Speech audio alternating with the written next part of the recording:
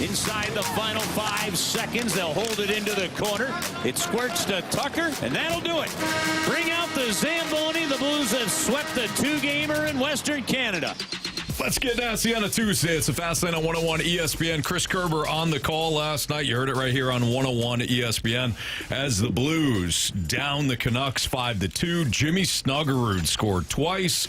His first multi-goal game in the NHL, leading the Blues to that 5-2 victory at Rogers Arena. The game marks Snuggerud's 10th career regular season appearance. The 21-year-old, drafted, of course, with the 23rd overall pick in 2022. Scored the 2 goals. Blues improved to 2-1-0 and sweeping their Western Canada road trip after losing that home opener 5-0. So well done by the Blues and well done by Snuggerud, who scored at 8:48 of the first period. Had the wrist shot, top shelf. Nice shot, too. Over the blocker. That was pretty. Great shot by Braden Shin. Yes. Nice job. Yep. Carey's on the board with Braden Shen. Jake Neighbors, too. Yeah, Jake Neighbors. Oh, yeah, Jake scored the empty Neighbors, netter. baby. Son of a. That boy Jake. That's all right. I got Snuggerud with a couple of goals. Yeah. Or Cairo. Yeah, yeah, Cairo. With nice Was it assist. Cairo? Nah. Yeah, beautiful assist. That counts, right? Beautiful. No, it really doesn't. All right, just a goal game, I It's see. called light the lamp, which means you have to score. Yeah. Not help somebody score? No. Okay, all right. No. Now that I know, I'll start participating. Yeah, no, you're doing real good. Yeah, thank you. Jamie, your thoughts? Blues victory over the Canucks. What stood out? It was a nice carryover from Calgary.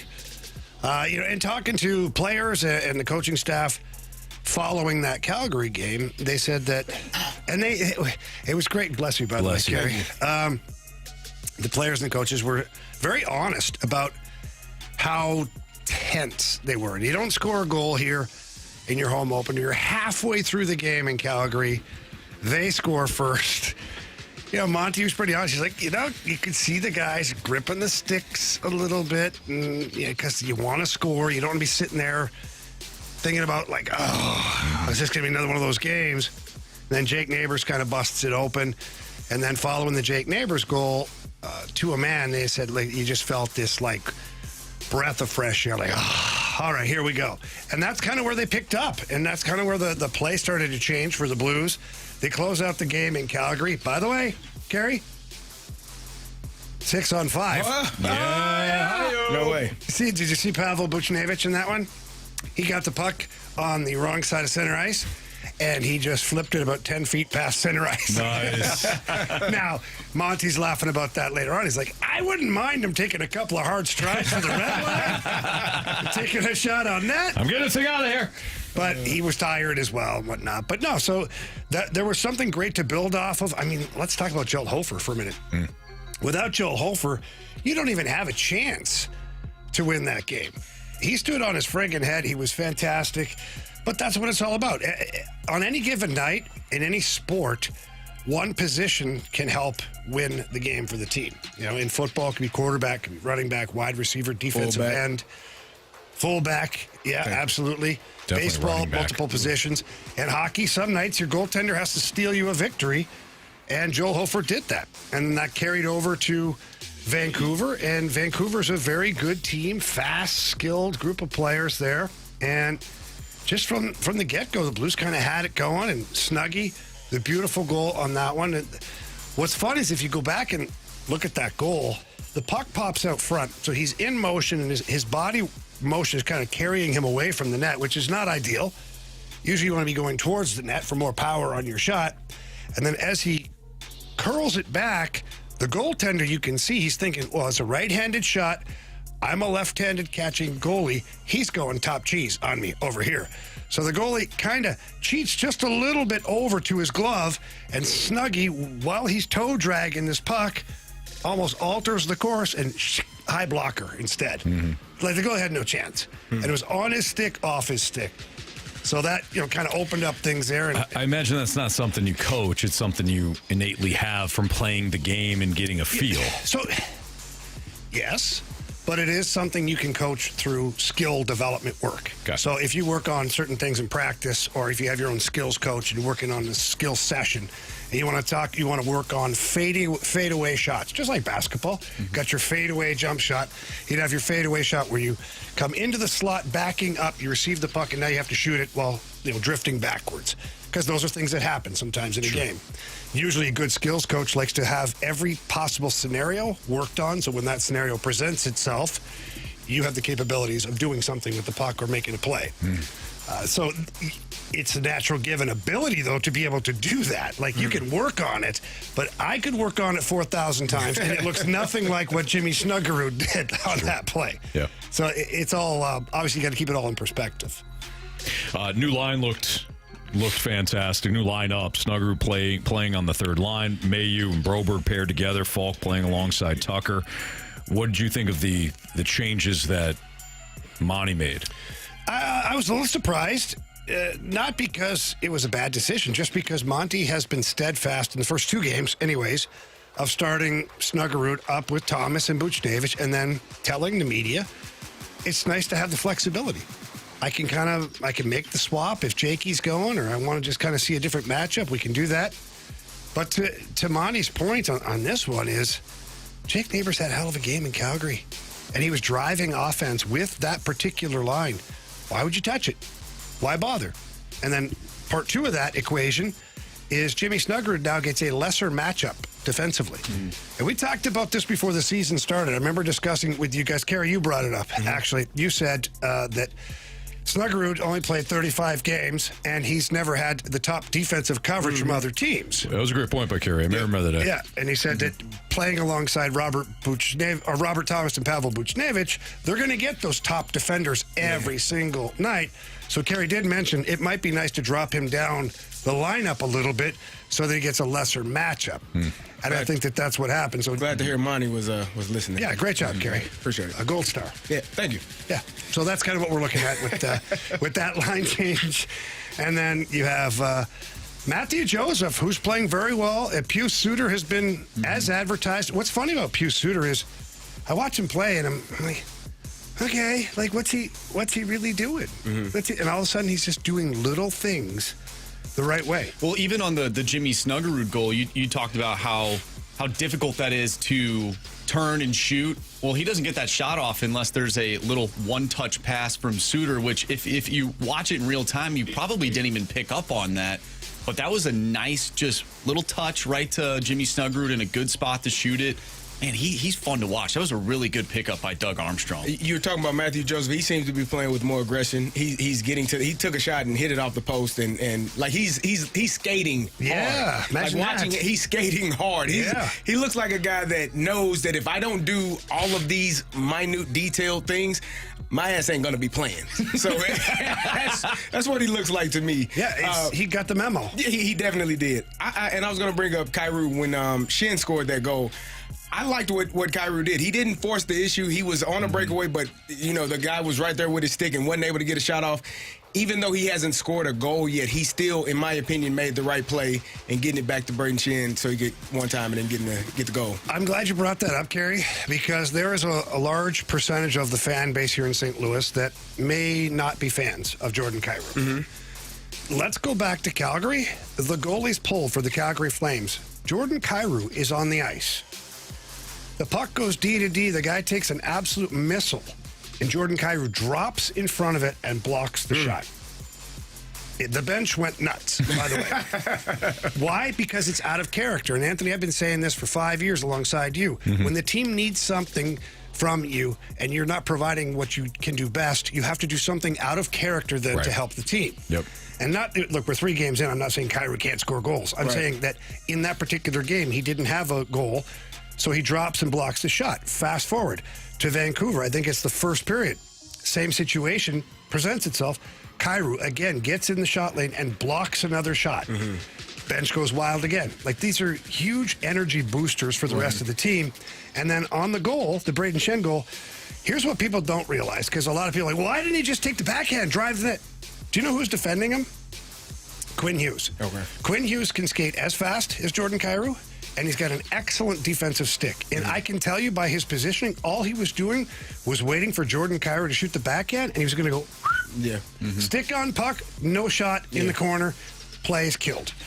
So what Jordan Carey does, he kind of leans in, he sees that blade coming, goes, no, not today, spins back. Schenner's yelling from the freaking blue line, and he lays that out on a plate for him. He just hammers that thing home. I thought it was really good. The play overall, Marshy's ordered a Broberg jersey. I texted you guys last night. You were excited. What a pass. That was incredible. You were fired up. I was. I really was. There was also a shift in that game where What'd the Blues... A shift, Anthony. Got it. It's what happens when a player steps out onto the ice Thursday with a couple other players, and they play for like 30 to 40 seconds, and then they get off, and then another group of players come on, and that's another shift. Got it. And that's exactly what happened with the Blues. I believe it was the second period where they made... It felt like they had all four lines out there for one zone sequence. They were dominating play right there. They didn't end up getting a goal out of it, but that's the type of Blues hockey that I want to see. Just keep that puck down low, work the puck, give it to the blue line, get shots on. You're seeing Colton Parayko shoot the puck more. I'm sure Blues fans love that. He's breaking sticks out there. Nobody wants to get in front of it. That's the type of offense that I think we expected to see. And also, I think it was important for the Blues to respond. They gave up a shorthanded goal, which is something that you never want to do by any means. However, they end up scoring again. Anytime the Blues gave up a goal, they responded, and that's something that is very positive to see out of this group. Have you noticed something again this year, right from the beginning? So last year at the start of the season, I'll make this quick. Last year at the start of the season, Ryan Suter was here, the grumpy, grizzled old vet. And what he did to start the season was he established that nobody's going to be in the blue paint. 2 years before that, there's a party in the blue paint. Right. The whole team on the other side was invited. And you're not going to get touched. Right. Okay? Ryan Suter made a come on in. point of saying, no, Plenty of room. you're going to get cross-checked in the chin, punched in the face, slashed in the leg, whatever it is. The old rooster beak. The rooster beak. And it carried through last year. All of a sudden, everybody grew some bells and was like, no, you're not standing here. If you look at the game in Calgary, they've got a guy, his last name's Klapka. 6'8", this guy, and he can throw him. Yeah. Clap on, clap off, the clapper. He can throw him, too. And he got down in the blue paint, and Colton Parayko grabbed him. And I've never seen Colton Parayko have a mean face. Even when he was fighting JT Miller in the Four Nations, almost like it was like, okay, I guess I'm going to punch this guy in the face. He got a mean face on and grabbed him by the scruff and shoved him out 10 feet. Was saying some stuff to him that I can't say on the air and keep my job.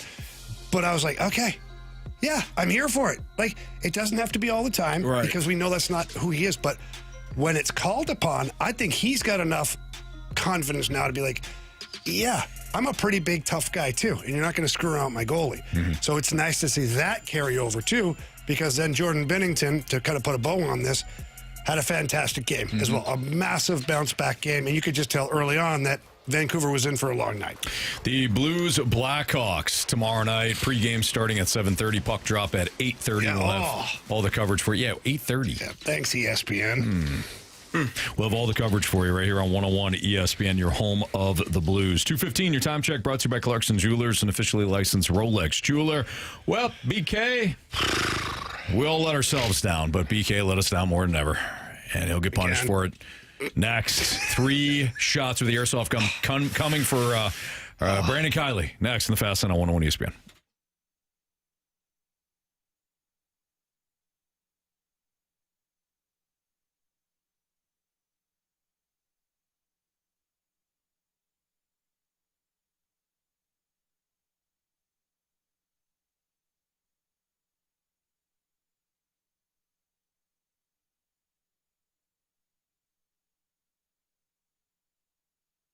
Well, Halloween is at the end of the month, as you know, and this month, scary good deals That's the event going on at Auto Centers Nissan. It's in Herculaneum, Missouri, just minutes from South County, where you'll find there 1,000 new and used vehicles all in one spot. No running around town, no gimmicks, just the biggest and best selection in St. Louis. Plus, all new Nissans are backed by a complimentary lifetime warranty and a 30-day return promise. Within 30 days, if you're not completely satisfied with the vehicle, bring it back. They'll refund your money and we'll set you up with something else. And right now, you can drive home a brand new 2025 Nissan Rogue, Pathfinder, and Murano with no money down, 0% APR for 60 months, and no payments for 3 months. That's right, no tricks, just scary good deals. If you already own a Nissan, bring it in for service, and your first oil change will be on Auto Centers Nissan, even if you didn't buy from them. So don't wait. The good deals will disappear soon. In fact, they'll wrap up at the end of the month. Visit AutoCentersNissan.com online, or when you head down to Herculaneum in person, tell them Stalter sent you. It's Auto Centers Nissan.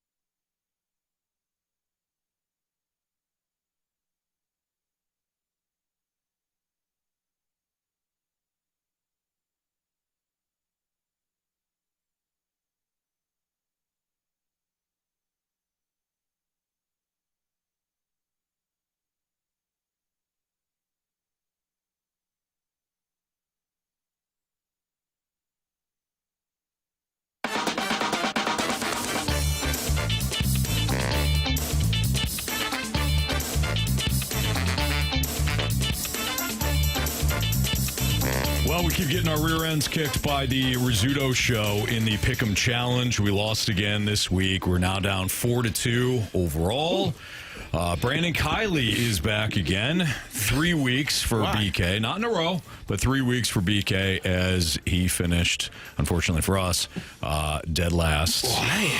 Had a rough week. He had 8. I mean, look, all the scores are pretty close, but I had 10.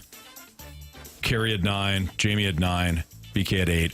Our leader, Andrew Marsh, with 11. Good boy, Marshy. Nice job, Marshy. BK, would you like to do the punishment first, or do you want to do the post-game? No, we always do the punishment first. Punishment first. We want raw emotion for the interview after. Deal. All right, so BK has lost 3 weeks. Who's got the gun? I have Marsh it. does. Marsh, Yeah, why not? Yeah. Marshy's fed up with BK. He said it in the office. Honestly, what we should do is, and I think we started doing this last year, if you won the week, you should be able to dole out the punishment. Okay. So I think this kind of works out right now. All right, well, hang on. Let me move then. I thought he was getting a little. Maybe I'll shoot him in the leg. No, he's in a good spot. Chill, dude. He's in a good spot. Jamie, you got to scoot over. All right, you ready? Move. All right, lift up that shirt, BK, so we can all see those buns of steel you've been working on. Which side do you want? Do what you got to do, man. Do what you got to do. All right, it's going to be 3. Yep. BK's lost 3 weeks. Marshy, on you. I wouldn't tighten him up. Wow. Here we go. Yeah, just kind of keep him loose. 2. Oh, that was lower back. That hit him in the back. It did. But it covered his shirt was. You got too much he got his fabric, shirt. Marsh. No. What are we That doing, was- Marsh? That was on Marsh. That's my bad. That's one Bad done, aim. though. That was going to get like the low. I was aiming low. I swear. All right, here we go. All right, here we is go. close. 3, 2, 1. Yes, that was good. Right up under. Right at the bottom. All right, one more. All right, hopefully this one doesn't misfire. We're going for Okay. the right cheek now. 3, 2, 1. Oh, we got it. Right on the right cheek. Right in that lower part, too. Had the old triangle going on, Marsh. All right, yeah. All right, so he steps to the podium right now. Hey, give him a second to breathe here, because It stings a little bit. Yeah, his belt saved him on the Stings. first one. That's on Marshy. Stings the nostrils. See, Marsh is a Wasn't better. the belt, it was the lower back. Yeah, it was a little Yeah, but bit. the shirt Got was the shirt a little was bit. kind of Yeah. bunched up, so it What's helped. with the lower back shots? I got one in the rib cage. Oh, nice. Ashley hit me in the rib cage on the Rizzuto show. Good, good. The first one was an accident. Marshy's better than me because I tend to go for the same area just to numb You it got up. the hammy though. Well, That was- over and that over and was over again. lingering. Yeah. Those last 2 shots is count on exactly your where I was running. aiming at, too. That was pretty good. So should I explain myself? Please do. Yes. There was, like- there was some hang on. confusion yesterday about you picking all home teams. We need to clarify what was going on there. Okay, so Thursday night I was late on my pick. Stalter always sends me a text. BK, get your picks in, or we'll. You had it right the first time. Yeah, you got it right the first time. Yeah. Well, I'd like to make sure that he does it. Yeah, no, I appreciate that. It's necessary. I've got a 2-year-old. When I go home, typically that's immediately what I'm going listen, into. I Right? get it. Yeah. So I get that done, and I'm like, all right, I need to put these picks in. So the first thing that I do, I put in my pick for Thursday night, which was Philadelphia. Everybody missed that one. Whatever. Yeah, yep. But then it was like pretty close to game time. So like, I'll put in all the home teams here, and then I'll fix this on Saturday. I'll get it as we get closer to the weekend. I just need to like make sure this submits because I know we've had issues in the past where sometimes it doesn't submit. Right. So I got them all in, and then I come down with some kind of a flu bug on Saturday. It was not good. I was down for the count. The brown bottle flu, apparently. Happened after 3. I wake up on Sunday morning, and it's like 10 a.m., and I'm like, all right, I got to get my picks in. Let's get this going. Totally forgot that there was a London game on Sunday. So the home team in that game was listed as the Jets. Yeah. So I've got the Jets in this godforsaken game. It almost And then worked I'm out. watching, It almost I'm worked like, out. You don't have to know. I was the genius that picked the Jets in this one. They lose though, so that's why I picked the Jets. That's the only real game that I like have serious regrets about. I have a question. Screwed that one up. I have a question. You chose the Saints, who we all, I think, if the Titans weren't in the NFL, would assume that the Saints would be the first overall pick. What went into that thinking? I thought that was going to be a hangover game where the Okay. Patriots have this huge emotional victory against the Bills, and then we see them on this random game on the road against the Saints, where Rattler's kind of been playing all right lately. Unfamiliar by the way. opponent. Yeah, I so get like, it. maybe they go down there. They're not totally up Patriots, for it guys. the way that they were the Mike week previous. Vrabel's back in the house. It's the old Patriot way. It's back. The first place I Patriots. also underestimated Right. the fact that apparently Drake May is a top 10 quarterback in the NFL now. And the So- Patriots are He really looks good. Yeah. He looks good. You know, screwed that one up. the Jets one makes more sense now. So the Saints one is just you were that wasn't a home team thing. You were just taking a shot there. Yeah, no, it wasn't like I think the Jets are winning this game. London games can be wonky in general, but no, that was a true, like, I missed this game because I was not up in time after having 102-degree temperature the previous Well, day. glad you're all right now. Well, yeah, that's not good. The other ones. Some other people have missed on it too. Like I think we all had the Cowboys over the Panthers. The Seahawks Jaguars wound up being a coin flip. I was on Seattle. I was all the caught home up team in the there. Whoever was at home, Duval I was on the offense. Jags. Yeah. You were on Seattle too, Marsh, right? Yeah, I You was. and Yeah. But you And know, then we all missed the Monday night games. and we all missed the Monday night games, which Yeah. so did I they. blame myself for that, though. I listened to Anthony. That's a no-no for me. So When do you ever gotta listen to By me? the way, I BK, listened to you this time. if we can make something clear. Hey, okay. And we need to make something clear. Yeah. By the way, the fast lane, we're all very accountable, except for Carey. Yeah. Oh, When yeah. Carey makes a mistake, it's never his fault. No. I was about to say, what happened? BK. See, he's gonna blame Anthony now. Jamie and I finished dead last. He got shot last week because he had less points. And I simply said that I made the correct choices. The teams just didn't play well enough. That's not my fault. That's Right? what I do with our pick'em challenge. That's what it is. against Hell, the spread. Imagine he I'm goes, choosing. it's not my fault that I It's not suck my this week. It's not my fault. I still not. believe that Oklahoma won that game on Saturday. Now, I know the score doesn't reflect that, but the right side of gets that it. game was to pick Oklahoma. He gets it. They just lost know? by 3 touchdowns. It happens. Guys got to play better, or You got to look at the line, people man. get fired, man. I don't even know who you are sometimes. Sometimes I know exactly who you are, and other times I have no idea. I don't know how you guys feel picking these games now, though. I dread every game that I have to pick. I have no idea who's going to win these games. This is terrible. This season is awful. This season's it's wide open. Nobody knows. Like it is bad. College football, I think, is the same way. Like you really don't know who the best teams are. We still have no clue. Like nobody expected the Patriots to be where they are right now, and the Bills to just. I actually said the Patriots were going to make the playoffs. Marshy did You might predict have them to that. make the playoffs. We thought you were drinking when you said it. Too. He may have been. I thought but you he were still Eli picked- Drinkowitz. Yeah. He was leaving Mizzou. How do you feel about that? Say it because I said it yesterday. Say it. I don't think I would take the Penn State job. If Auburn opens that's up, the way I think you're that going? one's That's in. not Gary thought, here, we need some honesty. I don't know, Carey, what were you about to say? Swap one for another. I don't think that Penn State would want drink. But so here's the thing. Like, who's Penn State won? Kirk Cignetti. Yes, agreed. Now Yeah. he says no, and then what? You got to figure it out. But Kirk Cignetti is 1A, John B, Gruden. C. They don't want to go Gruden. Carey, it's a name. Matt Campbell. Play the game. Matt Campbell is another one that But Anthony what's mentioned. the big win that he has on his resume? The whole Iowa. thing is Kurt can you win the Cignetti, big yeah. game? Kurt Cignetti is the Yeah, but is the number one name. UCLA and Northwestern weren't big games. No, but previously the whole problem with James Franklin, like the 4-21. I understand what truly got him fired was the 2 losses recently. He got fired when he lost to Yeah, Oregon. Macaulay Culkin beat him. It was coming one way or another. When he lost to Oregon, he was going to get fired this season because it was a reminder he just can't win that big game, and they want to win that big game. I disagree with that because we saw Ryan Day kind of go through the same thing. Couldn't beat Michigan, and then he went on and won the national He lost to championship. Mizzou. So come on, man. Biggest game in school history, some are saying. Come on, man. All it says is Ohio State. Come on, man. In the records. It does. In the record books. Them guys didn't have any Buckeyes on their helmet. They had just got their helmet from the Silver helmets. They had new helmets that day. They had new helmets for that Those game. guys had no Buckeyes. They had played no snaps all year long. Come on, man. But no, I think losing to Oregon was not the end all be all for him. I think if they'd have went on and put themselves in the national championship game, you're fine. But you can't go to UCLA and lose to a team that just fired its head coach and you're a 25 and a half point favorite, and then lose at home to Northwestern. Like, it's done. 100%. You're done. Yeah. No.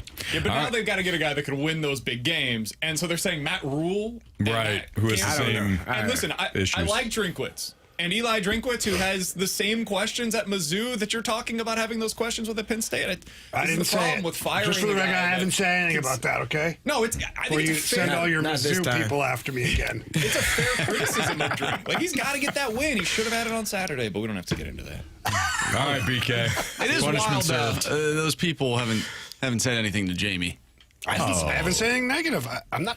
Well, I'm not that's the key. celebrating Just their saying, loss. they haven't said anything. If you guys want to have an ally, Brandon Walker from Barstool. I don't know if you guys saw his rant about Mizzou fans. I've got it in my show folder. Oh, from yeah, today. please. I haven't heard it, so we should listen to that hear it. fresh. Yes. All right, have fun. See you, BK. Punishment served. Let's all try to be better as a team. We're down 4-2. Mostly you. It's a me or BK? Whoever. Okay. Just putting it out there. Wherever it applies, Carey. All right, it's Fastlane on 101 ESPN with Andrew Marsh, Carey Davis, and Jamie Rivers. I'm Anthony Stalter. I thought the 2 Monday Night Football games last night, there was a bit of a theme that worked for both of the winners. Tell you what that is, and also get into whether or not the Bills have some issues. That's next on 101 ESPN.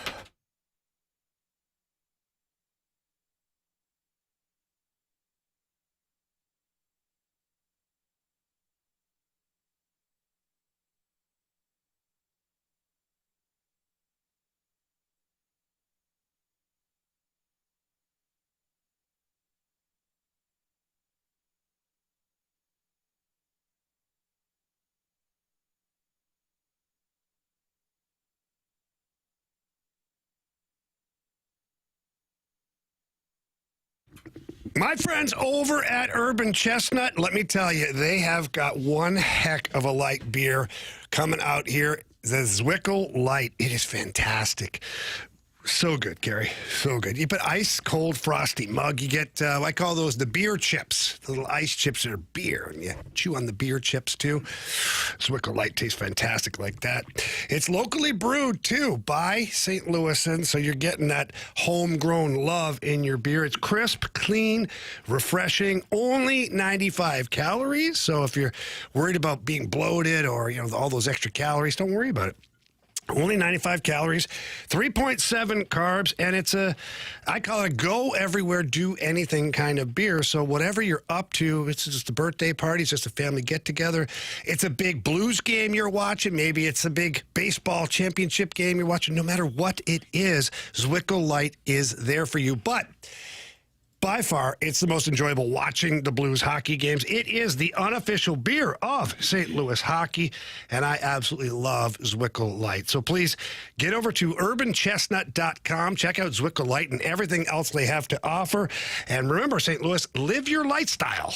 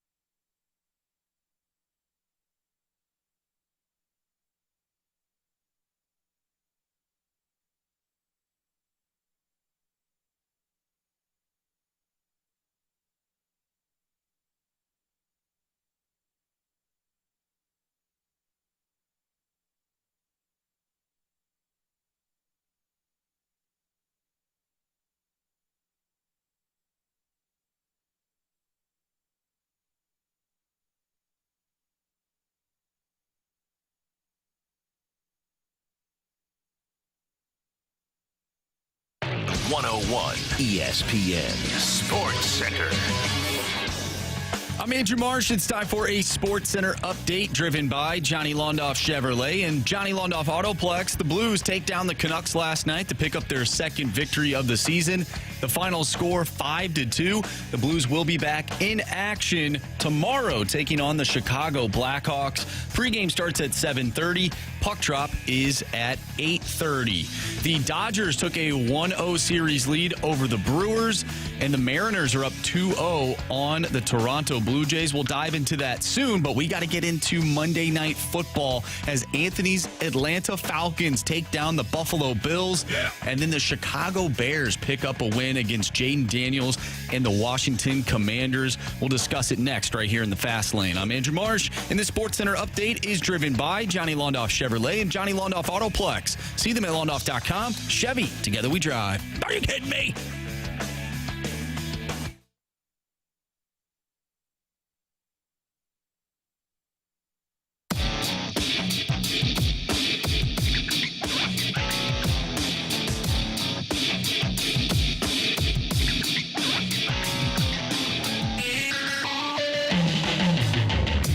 So I got to give Marsh some credit here because I think what Marsh was trying to say to us yesterday was that the Bills might not be as strong as we thought they were going to be. You just start to make assumptions based on what you saw in previous years. And with the reigning MVP in Josh Allen and a team that has been outside of the Cincinnati Bengals, Joe Burrow, the stiffest challenge for Kansas City, you just kind of assume like, hey, this is how it's going to go. But Marsh, you actually asked a question yesterday. I don't know if it was a Sports Six-Pack question or just one that you threw out there in one of our NFL topics. But you said, hey, if the Bills struggle tonight, which was yesterday, in Atlanta, and Michael Penix and Bijan Robinson and Drake London do their thing, and lo and behold, they did, who's then the top team in the AFC? And I think what you're trying to say is we need to start looking at the Bills differently. And after last night's game, it hit me because I'm a little slow, as you guys know. And I thought, oh, this is what Marsh was talking about, because I feel now about the Bills like you're not as dangerous. And there's the freaking Kansas City Chiefs just sitting there saying, hey, hi, we're here. We haven't gone anywhere. That was my entire point. That was your point. My point was that there is no clear-cut great team in the AFC. Penalties. Come on. He's talking about the Chiefs. Yeah, 0 penalties against one of the best teams in the league. Absolutely nothing. Discipline. No, the guy was holding the guy. The guy was turned backwards, holding him. Let a damn Mahomes run. Icky. Okay. There's no clear-cut great team in the AFC. You can make the argument that the Colts are, and they have one of the best running backs in the NFL right now. But the Chiefs, man, like when it comes down to the playoffs, if these teams can't get their you-know-what together, the Chiefs are going to be back in the Super Bowl. That's correct. I know I said what I said about the Colts yesterday. They're a good team that is yet to be tested. They're a good team with a great record that really has yet to be tested. Now, one of the biggest tests was in LA against the Rams, and they could have very easily won that game had Mitchell not had the fumble and the big penalty. Maybe it goes a little differently. But the Bills, watching them last night, there's nothing you can do. I know you can have that next man up mentality, but there's really not much you can do when you're losing one defensive player after another during a game in which you already had some defensive players out. Matt Milano didn't play last night. They wound up losing Rapp. Yeah, Taylor Rapp got injured. Who he got injured, and he had an ankle injury. He was questionable. He never came back. Rousseau, who blocked the field goal at one point, had to go off for a little bit because he got a little dinged up. There's not much you can do when you have a bunch of injuries to one side of the football. Look at the Baltimore Ravens. They have been submarined by their defensive injuries and, of course, the one to Lamar Jackson. But I don't know if the Bills, overall, top to bottom, are that talented of a team. They lack dudes at the top of the roster. It's same Josh team they Allen had last year, though. You're absolutely right, and they overcame it. Yeah, this was because he played out of his mind last year. He played like an MVP. He won it. So for me, I thought James Cook had a decent game. He played well. He had, I think, 5 yards rushing, 5 yards per rush. He played well. The Falcons attacked them in a way that I haven't seen the Buffalo Bills be attacked. Like, that game could have got way out of control. We were talking about it in the office. If you take points before you go for it on that fourth down, go up 24-7, get a stop, get the ball back, and then maybe score again. Like, you could have been up by 25, 27, 28 points before halftime. But they allowed, because that's still a young team with a young quarterback, they allowed the Bills to stay in the game. But the Falcons were blitzing, like literally and figuratively, the Bills all night. Mm-hmm. They were attacking that team.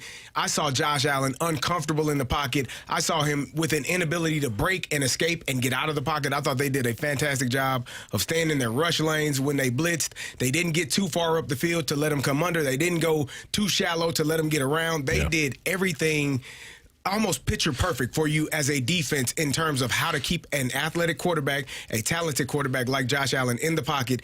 And on top of all of that, they were covering their butt off downfield, which is what generally happens when you are getting that rush, when the quarterback has a little bit more time.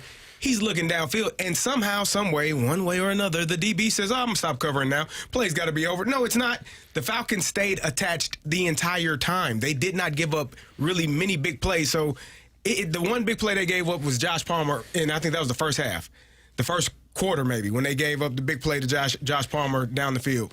But other than that, the Falcons were outstanding yesterday defensively. And I've told you this, and I hope you're starting to believe in this Falcons offense with all of these damn weapons that they have. Yeah. Bijan Robinson is probably right now the best running back in football. That guy's pretty good. The way that he can catch the ball out of the backfield, they line him up as a slot receiver. They allow him to either go in motion or run routes against safeties. There was a route where he cooked the safety, and Michael Penix Jr. just missed him on an out route on 3rd and 8, 3rd and 9.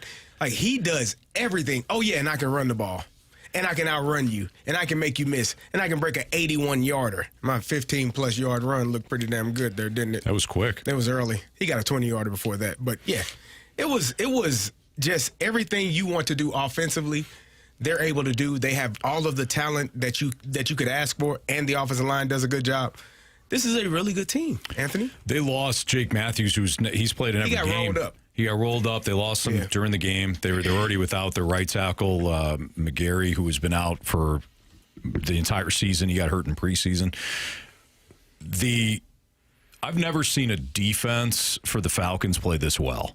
And you're right. They kept they kept Josh Allen in the pocket that entire night. They even had the one time where they know he likes to roll out to his right, and they cut him off, forced him to go left, and that's when he tried to do the one pitch to the back, and he just couldn't get enough mustard on. I mean, they did it right. Now, the Bills, I don't know why they didn't stick with James Cook. That offensive line was starting to lean on Atlanta's front seven, and Atlanta's front seven is active, but they're undersized.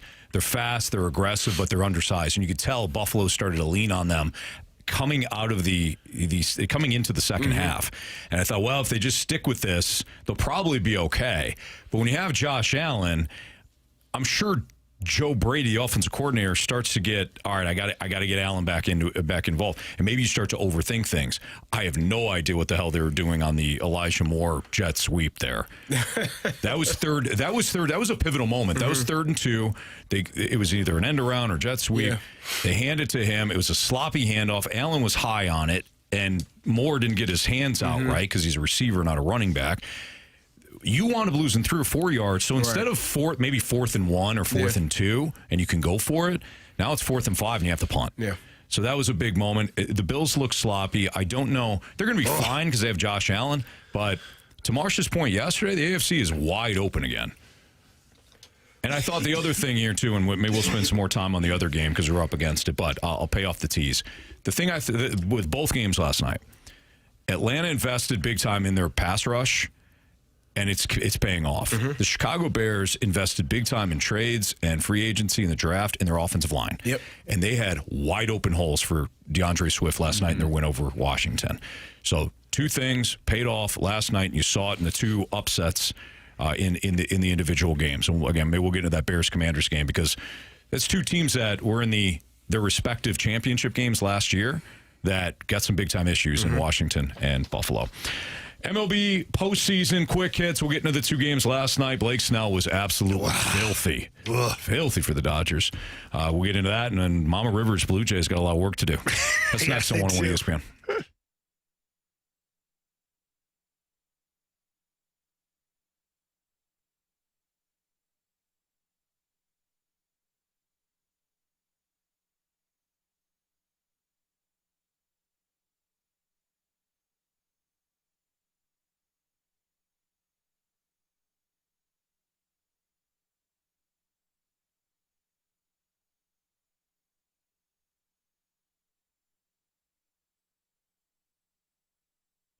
Anthony, every now and then I'm reminded of how much mentality does work. And these long road trips you go on, and I'm in the hotels and you get in late and all that stuff. I'm up early in the morning, get to my workout, and the moment I start working out is when the testosterone kicks in.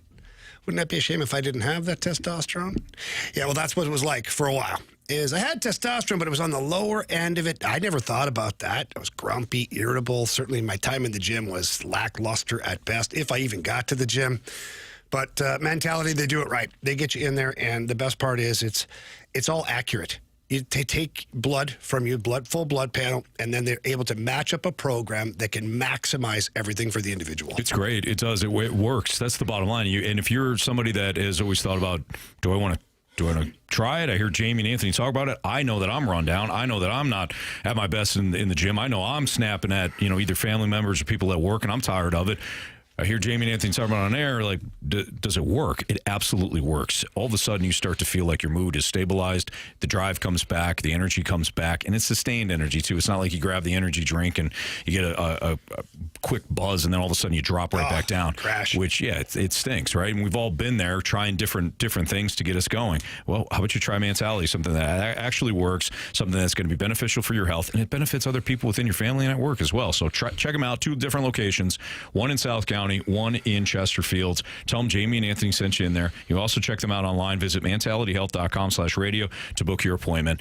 Tell them Jamie and Anthony sent you in there. It's Mentality.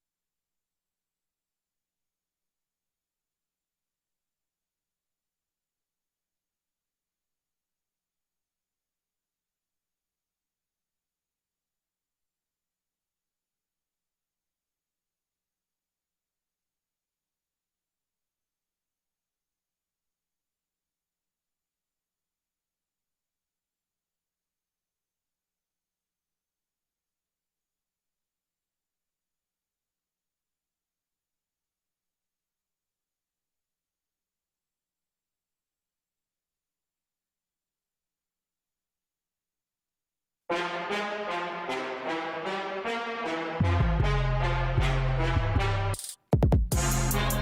Fastlane on 101 ESPN with Andrew Marsh, Carey Davis, and Jamie Rivers. I'm Anthony Stalter. The Mariners have taken a 2-0 lead in the best-of-7 ALCS matchup with the Toronto Blue Jays. It's Mama Rivers Blue Jays. Now, have we talked to Mama Rivers? Do we know, is she doing okay? What are her thoughts? Is she ticked? Is she still hopeful?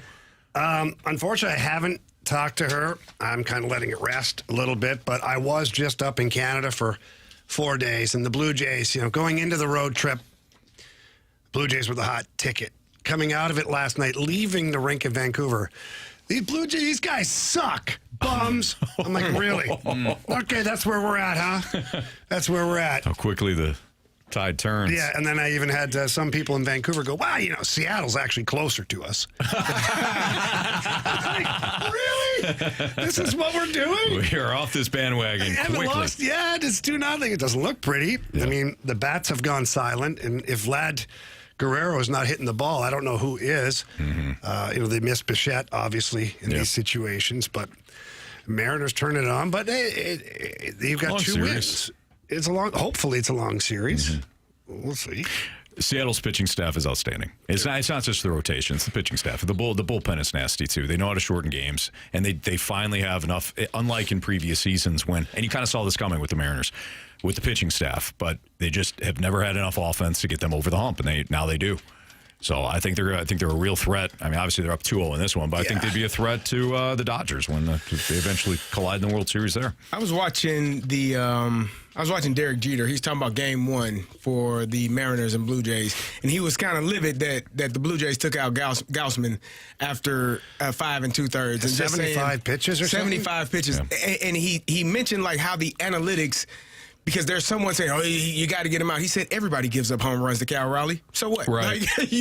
What are we panicking for? Yeah. Like Cal Raleigh hits home runs off of. He said he hit 60 of them. This is what he does. He's the big dumper. This is what it is. So why would you not leave him in and be in such a rush to get to the bullpen? I think we've talked about this at times before, and I don't know if you mentioned it or if I've heard Randy say it. How Dave Duncan would say if the guy that's in the bullpen isn't better than the guy on the mound, why would you go to him? Mm-hmm. What's the purpose of just getting to the bullpen so quickly and changing the guy out? And Derek Jeter was mentioning, he said, as a hitter, we want you to go to the bullpen, especially if the guy on the mound is dealing. Yeah. If he's pitching well, and we know, man, we ain't really getting many hits off of him. He had 5 2/3. He gave up 2 hits, 2 earned runs, but to go to the bullpen at that point, and like Jamie said, only 76 pitches, what are we doing? Like, why don't we? Where are the days where you get Black Jack Morris and you pitch 10 innings and you figure out how to way to win it? And Tarek Schoolboy is probably saying that right now. I got 99 pitches. I got 99 more because I got a whole offseason to wait. Like, why do we not, or why do they not, lean more into the player as opposed to the analytics part of it? Carey, question? Sure, David. Yeah. I didn't know you needed me to answer, but yes, go ahead. Yeah, well, it's always polite. Raise your hand. Very good, Jamie. More of a statement than a question. You ask, why don't they let the pit? Why don't they identify? Why don't they let the eye test? Why don't let the athlete decide? Yeah. Your Dodgers did. Blake Snell, 103 pitches. He was phenomenal. Because they know. A masterpiece. 10 strikeouts. It's the man on the mound, not a piece of. But here's what I think. Revisionist history on this one is I think that the LA Dodgers remembered him in the World Series as a Tampa Bay Ray and remembered how big of a mistake that was when he was rolling. Yes. Yeah. And I think they probably would have pulled Snell a little early, but they're like, you know what? This son of a gun's rolling. And the last time this guy was rolling like this, somebody made a huge mistake and pulled him out of the game. It did not work. It did not work, yes. So this time here, they leave him in, and he just shoved. I mean, the Brewers did everything they could, and still only lost 2-1. Imagine that. Yes. They did everything they could, but let that ball hit you to tie the game. Yeah, he's probably like, I know the natural inclination is to get out of the way. But when that pitch is right there and Come on, the bases Roger are loaded, Dorn, step into one. You gotta get hit, man. Yeah, eat that thing. You gotta eat it. You gotta. If I don't see Rawlings spelled on you Hey, somewhere, man, it's life. It might have blown his kneecap up, but Would I have think been he'd have been fine. I think it'd hit him right above the knee. Yeah. In the little meaty part of your quad. that really hurts. It hurts like hell. Yeah, but if it hits the bone, it's much worse. Bruises so huge. you know what also hurts though? Swinging at a fastball 3 feet above the zone to that's lose not the good. game. Right. The next pitch. That's a tough look. I'm glad we don't have any Cardinals that do that. Blake Snell, often criticized for You're right, Anthony. We're walking not in the playoffs. too many batters. He often nibbles at the strike zone, doesn't pitch deep into games outside of the one that Kevin Cash said, you know what, you're done, son. Yeah. What do you got, 40 pitches in the sixth? You're out. You're done. Don't check the math on that. That's probably right. Pretty close. You know, Snell talked about he's aware of the perception. He rejects it, but, man, he was confident. He was in control last night. 8 near-perfect innings for the Dodgers in that 2-1 win. Faced the minimum batters over 8 innings. Nobody's done that since Don Larson in 1956. He struck out 10. He allowed just 1 hit, and that was a single in the 3rd inning. I mean, it was an absolute masterclass of pitching last night from Snell. Used his changeup as really like the key weapon. Only 5 of his last 51 pitches were fastballs. Like he just kept. He was confident in the approach. He kept, leaning on his secondary pitches. He adjusted kind of his sequencing mid-game. It was perfect last night from him. And I hate the Dodgers, but Yeah. Blake Snell, if you love baseball, it's hard not to appreciate what Blake Snell did last night. You haven't seen a performance like that since high kick Hank Sidewinder Samuels back in 1846. No doubt. Kind of reminded me of Sidewinder Rick from Hambone Williams days. It was his teammate. I've only seen highlights, of course, but Schoolboy Rowe would have been proud last night. Really Absolutely. would've. Yeah. How did you see those highlights? Was it AI? It was AI. They took the radio generated. feed. Wow. That would actually be something, wouldn't it? I think we just came up with stumbled upon something. it. Yeah. Marsh, I leave the show, put a patent on that sucker, all right? All right, it's Fastlane on 101 ESPN. Does Jimmy Snuggerud's early success fill the void left by Zack Bolduc? Boy, why do we have to keep talking about Zack Bolduc? Because he's playing pretty good. That's next on 101 ESPN.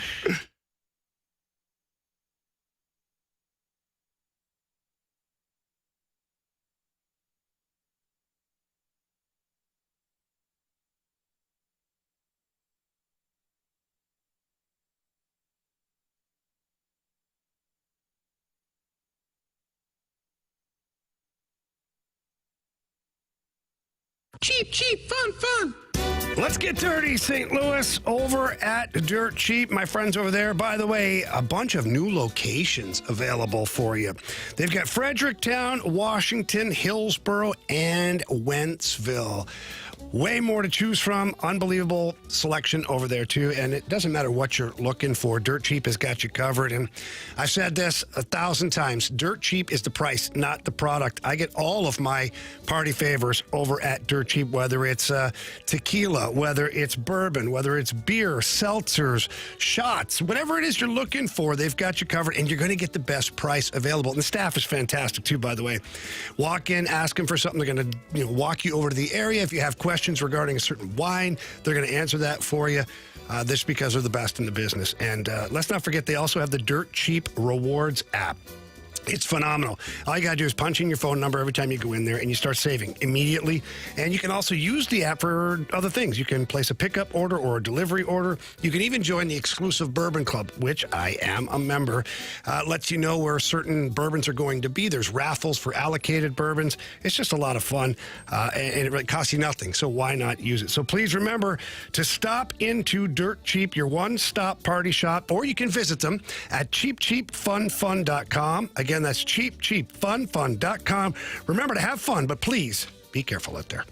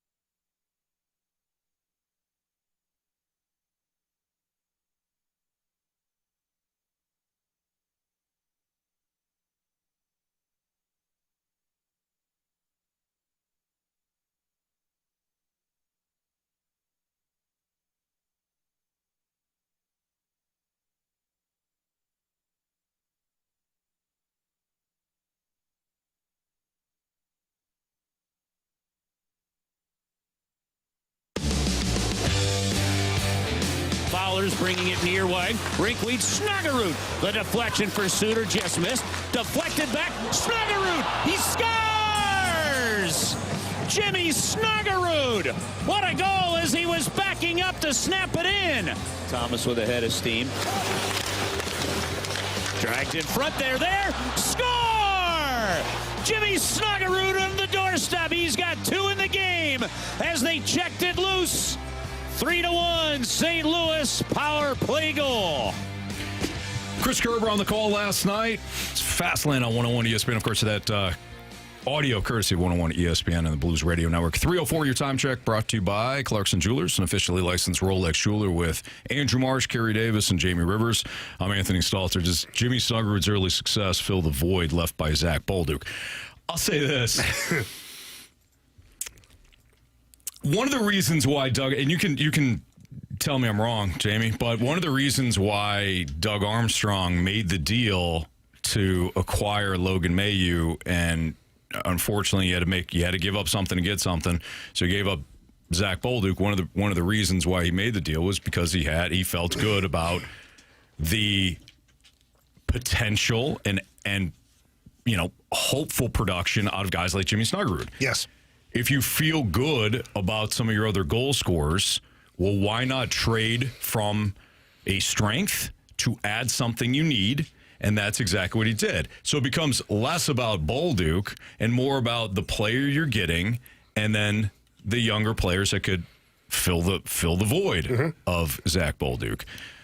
Last night was at least a great example of why Doug Armstrong did what he did, and we'll see if it winds up playing out like that for the rest of the season. Yeah, I think at some point, Blues fans have to look at the situation rather than Bolduc versus Mailloux, right? Like that trade, like who won the trade? Like right now, everybody's, Montreal, they fleeced Doug Armstrong. I will caution everyone, be patient on that one. Like, let's let this work out before we judge the winner of this. But rather than looking at it that way, why don't we look at it as Bolduc/Snuggerud? Because the reason I say that is Zack Bolduc has got 3 goals this year.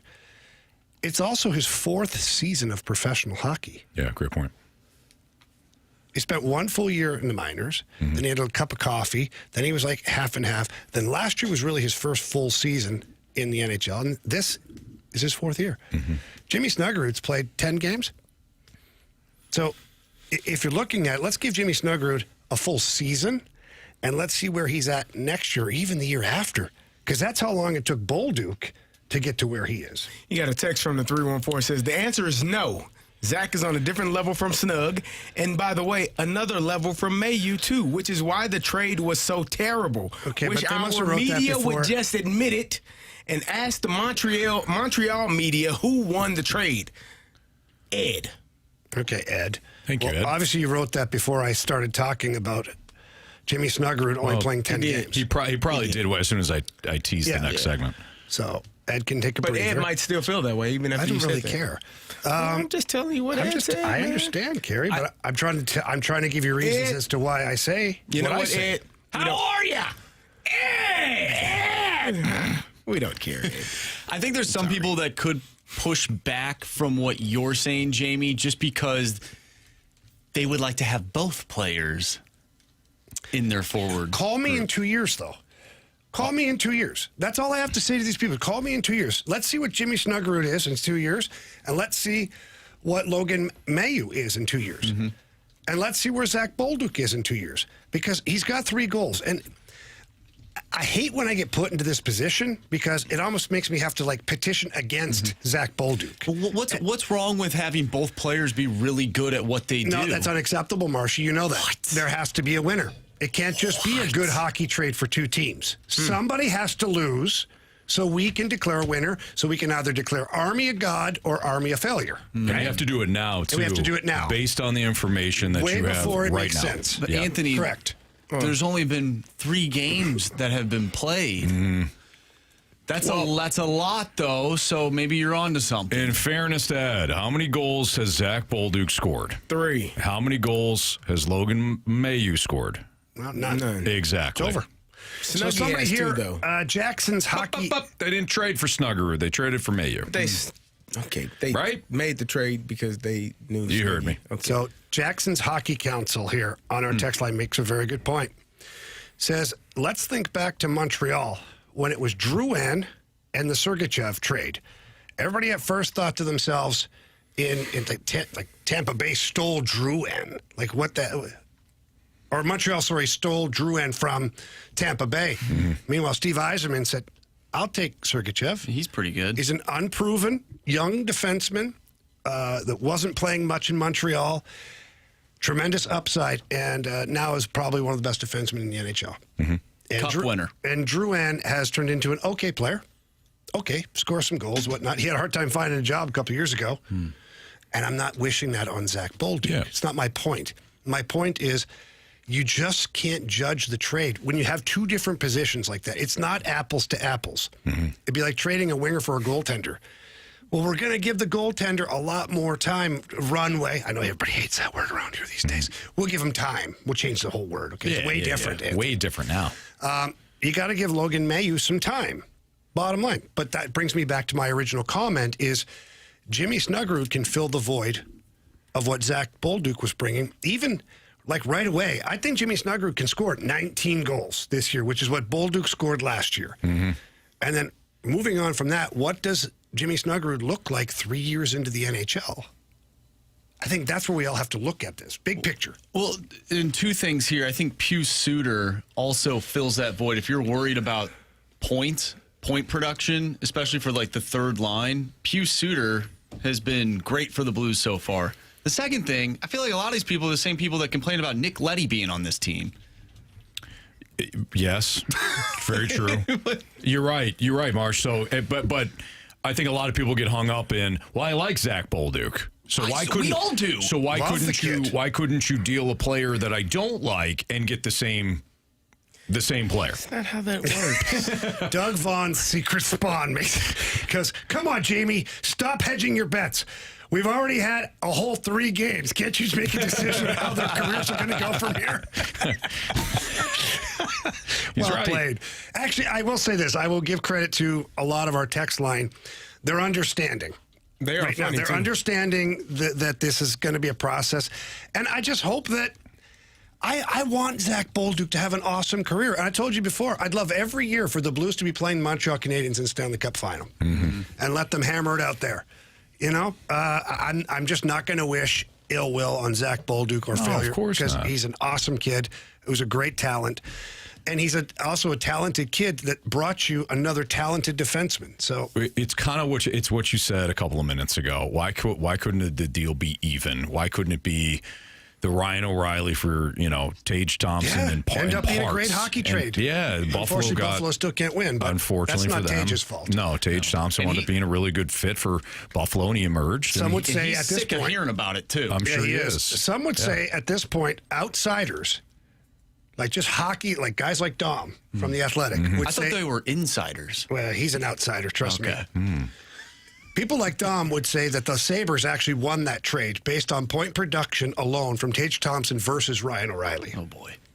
And completely ignoring all the other things. Intangibles and everything that went into Ryan O'Reilly helping the Blues win their first Stanley Cup and ever winner. Yeah. But the point of the matter being is that it ends up being a good hockey trade then. You got Tage Thompson, who it's not his fault. I'm not blaming Tage for the lack of success in Buffalo. He's only one guy.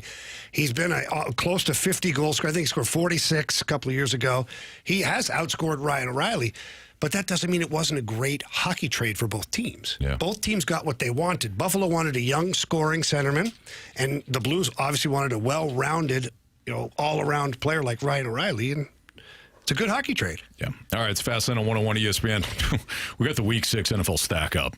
Yes. This could get messy. It's going to be bad. It's going to be real bad. Guys, I'm not going to lie. I struggled. Yeah. I struggled with my own list. Same. I was making my list. I was like, oh, wait a minute. Yeah. I got to put this team in there, and then I had and then I did it, and then all of a sudden I'm like, wait a minute, where's that team in? I need to put them in there too. I made my list, and I hate it. I do. I hate mine too. Yeah. In fact, I as I was making my list, I was MFing myself. Exactly. We'll get into it next on 101 ESPN.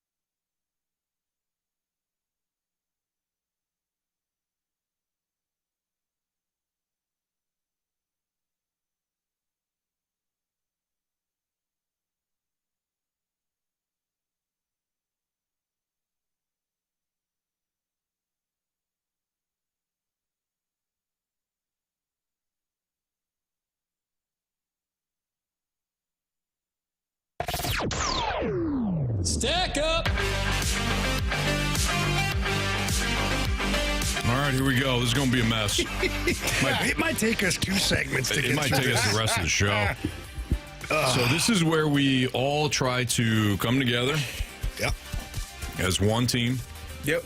with one dream to list the top 10 teams in the National Football League. And we all present a team, kind of make the argument. The only unofficial rule is that if at least two of us, are on the same team, It's over. it's over. Unless one can be swayed by the end of the conversation. Sure. Okay. Which Carey usually tries to sway us for the Steelers, and that just doesn't work. You guys are crazy. Well, we know that. Yeah, true. All right, boys. Are we It ready? should be easy. Number one should be easy. You want to do it on 3? Yep. 3, 2, 1.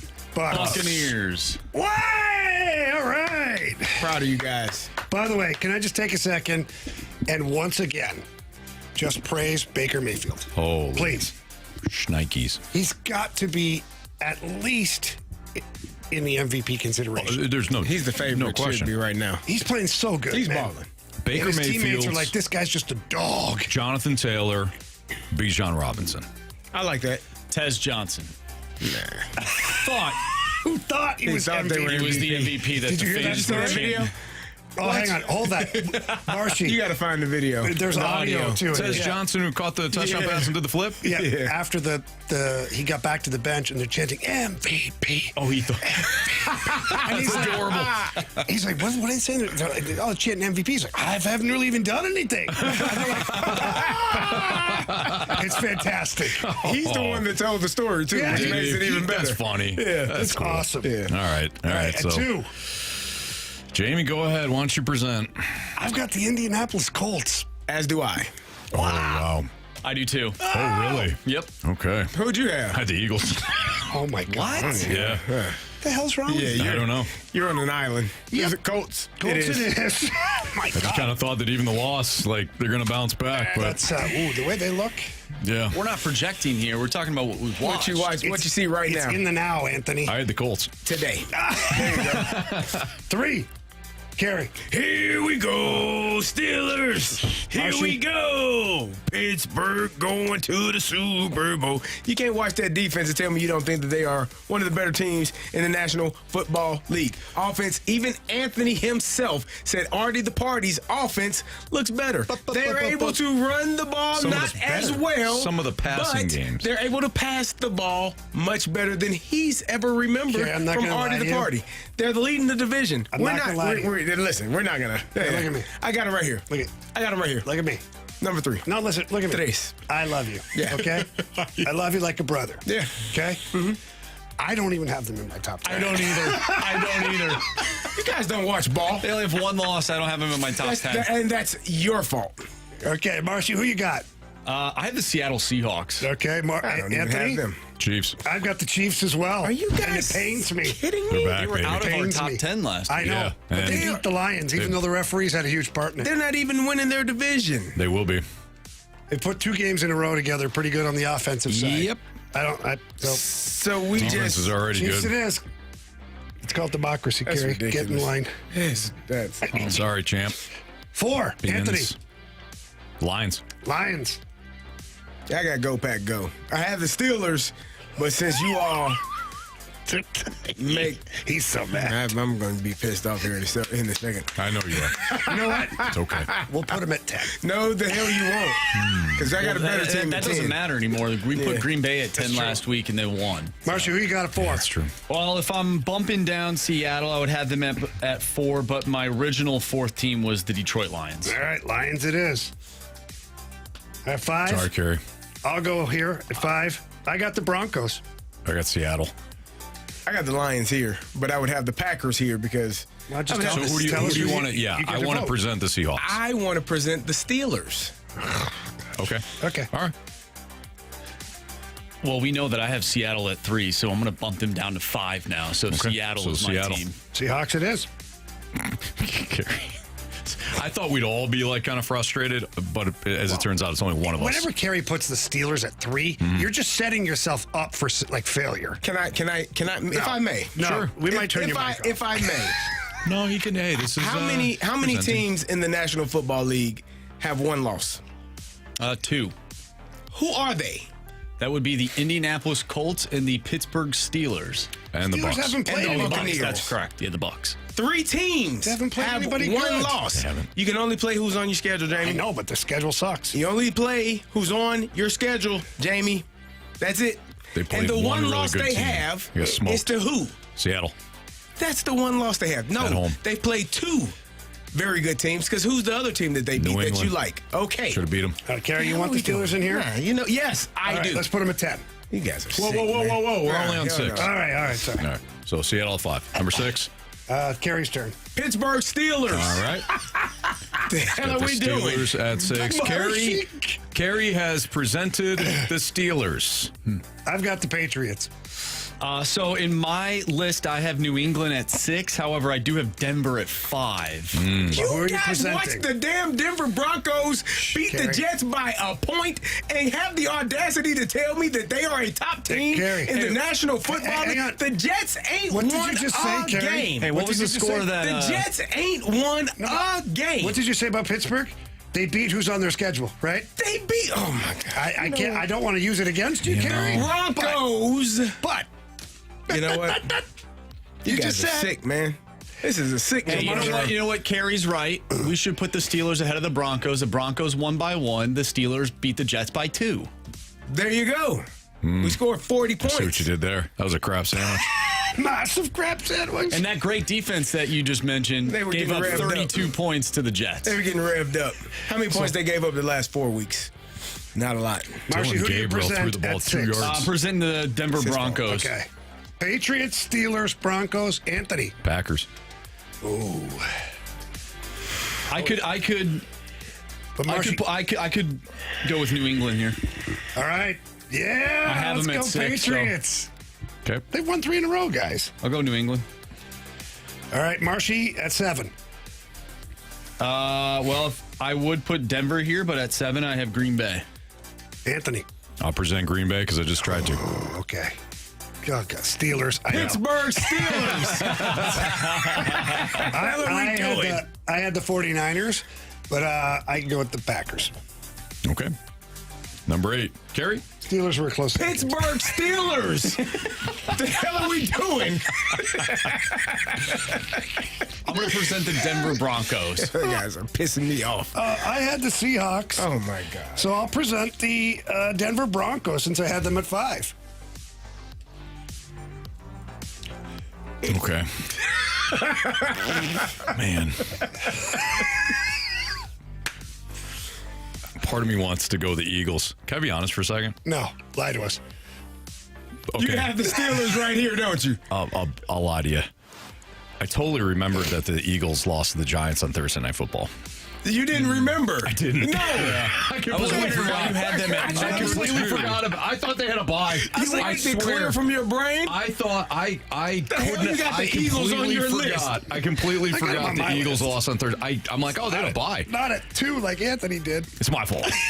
I was wondering where your head was at. I was like, okay, like if you squint, maybe. I did the list, and I'm like, Eagles, they had a bye. I completely forgot they lost to Cam Scataboos.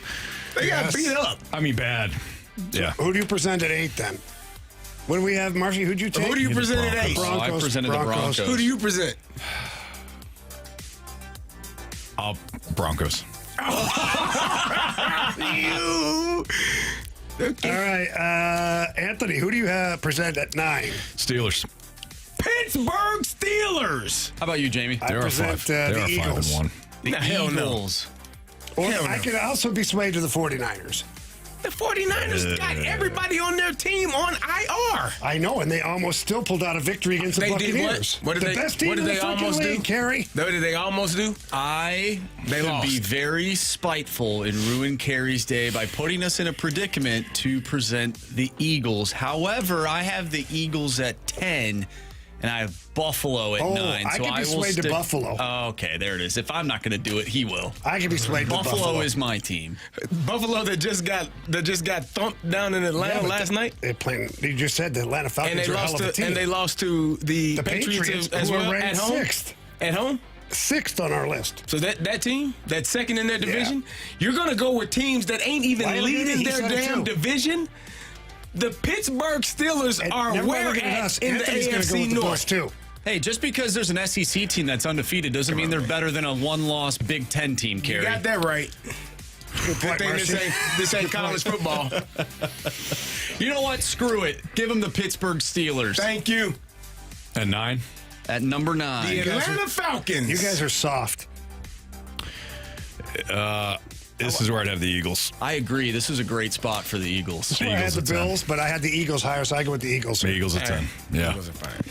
I hate that this curse. list. That curse. The Steelers just don't belong. Sorry, Carey. Well, the Steelers are going to win again on Thursday because they got Cincinnati. Doing, man?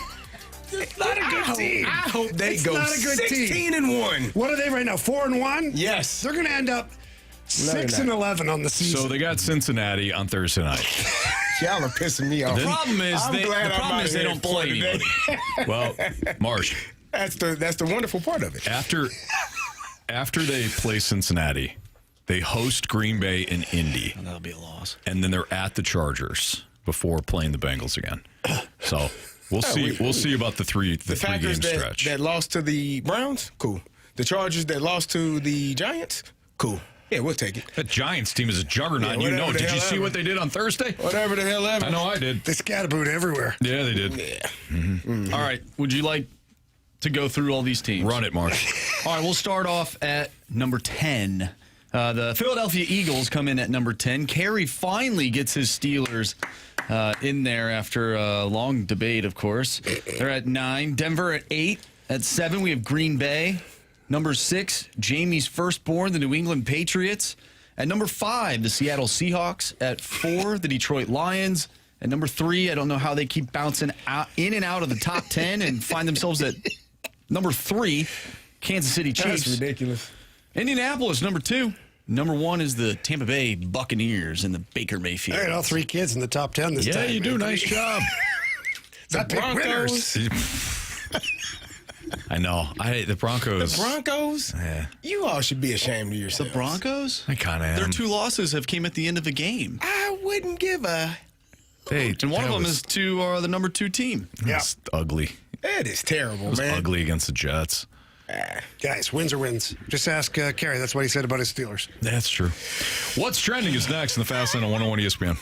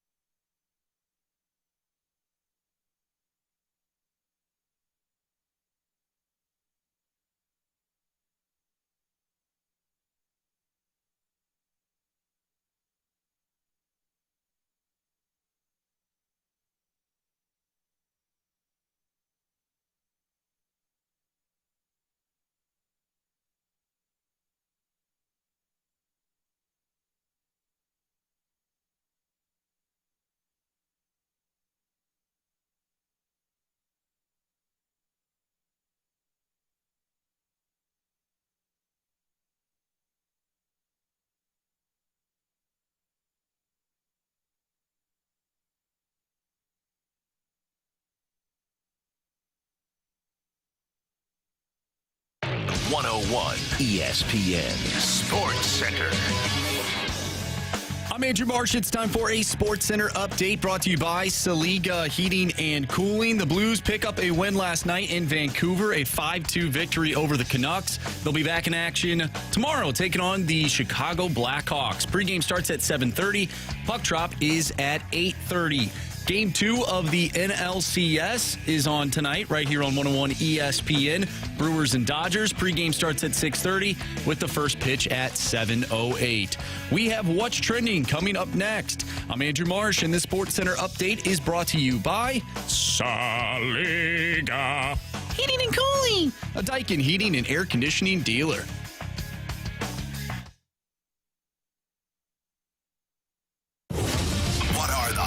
Topics in the sports world. What in the wide world of sports is going on here? It's time to find out with What's Trending, brought to you by Elite Comfort Experts. Heating and cooling with no gimmicks, just guarantees. EliteComfortExperts.com.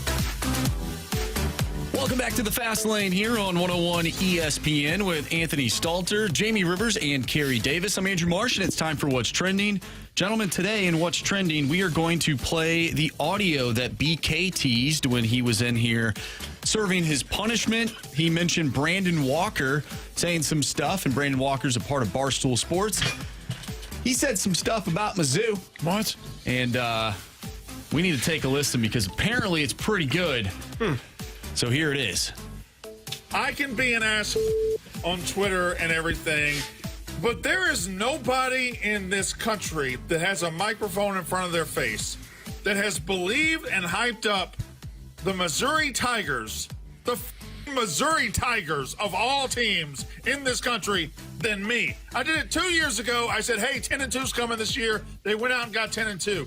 I said, pump the brakes a little last year. It's going to be a little reset. It happened. This year, I said, look out. This Missouri team can be really good. And they are really good. And the other day, I was pumping the tires of this team. And I was saying, listen, for Alabama, this isn't that big of a game because they play in these games all the time. For Missouri, if you're a Missouri fan, this is the biggest game of your life. And I was using hyperbole to prop up the magnitude of the opportunity that Missouri had. Obviously, they've had big games and they've lost them all, but they've had big games when they lost the SEC championship game in 2013 and 14, when they lost. And Missouri fans had the most bizarre reaction of all time.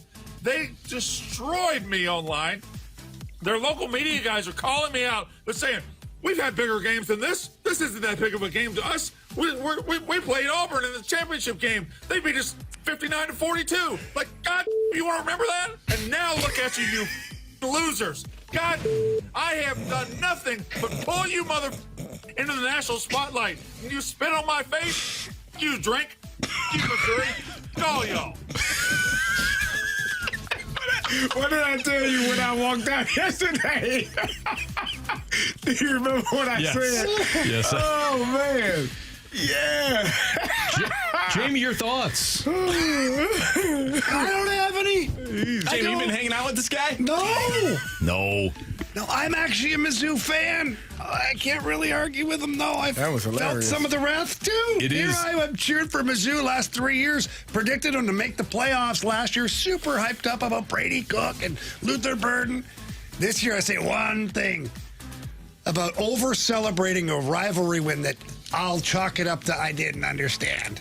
And I was cruising by. You were saying how that Kansas team, they were saying how great that Kansas team is. And I said, all I said is Mizzou hadn't played a big opponent yet, that I wasn't ready to celebrate everything yet. And I got destroyed. Destroyed. I mean, you were just mentioning that Kansas wasn't that good of a football team. That's what I was saying. You didn't think that Kansas was that good of a team? I didn't think they ranked the same level as like Alabama or any of those teams. Yes, correct, Carey. You didn't think Kansas was just a good football team. And you're right. It was as simple as that. I didn't think Kansas was that great. Where are they now? They got smoked 4-3. They got smoked this weekend. Okay. By Tech. Because they're not really a good football team. I'm not saying anything. I think that guy said enough. It is strange.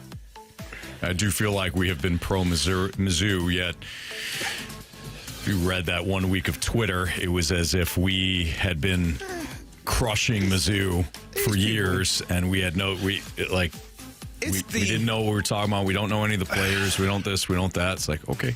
It's the lack of self-knowledge, like self-awareness for me. Mm-hmm. Like, I went to Illinois. I won't sit here and pretend like people were like, oh, you all stormed the field when you played USC. Act like you've been there before. We ain't. We haven't, yeah.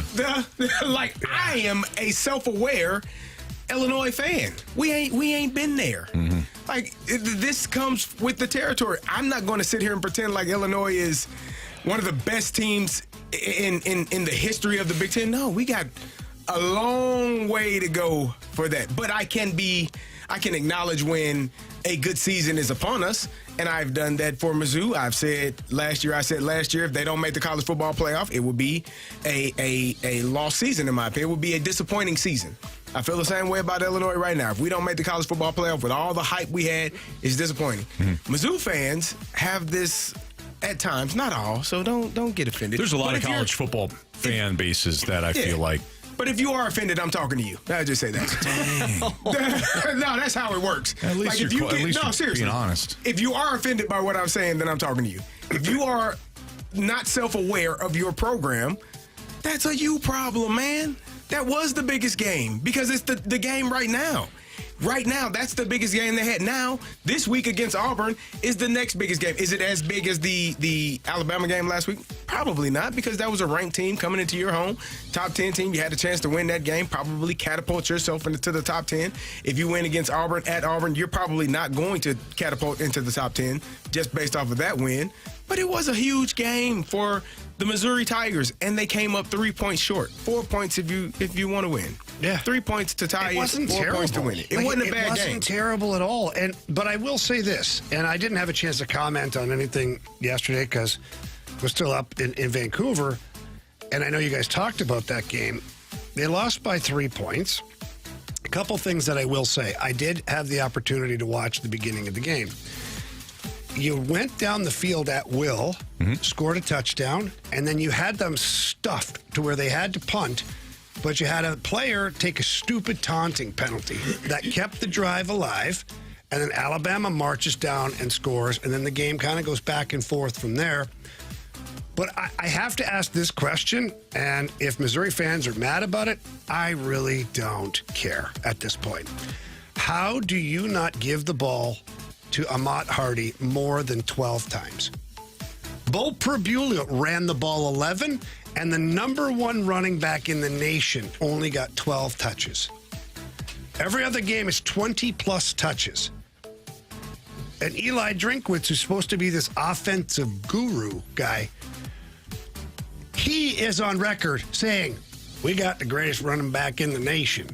Oh, you do, right? What he sounds like? A little bit. In my head, it is. Got it. A little bit of a southern drawl to his foot. You know, he's like, we got Amat Hardy. We're going to get him the ball. That didn't sound like him at all. No. What that sounded like? I don't know either. But it was supposed to sound like Drink.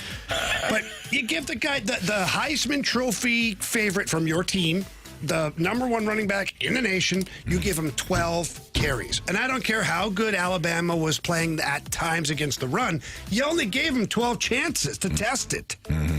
And you still only lost by 3. So there is a lot of blame to go around, but I guess if there's any moral victories of it is you only lost by 3. There you go. I'm done. Okay. I'm done. All right. It's fascinating on 101 ESPN. NFL hot seats, players and coaches right now. I think you can kind of go around the league and pick out a handful. We'll get to that next on 101 ESPN.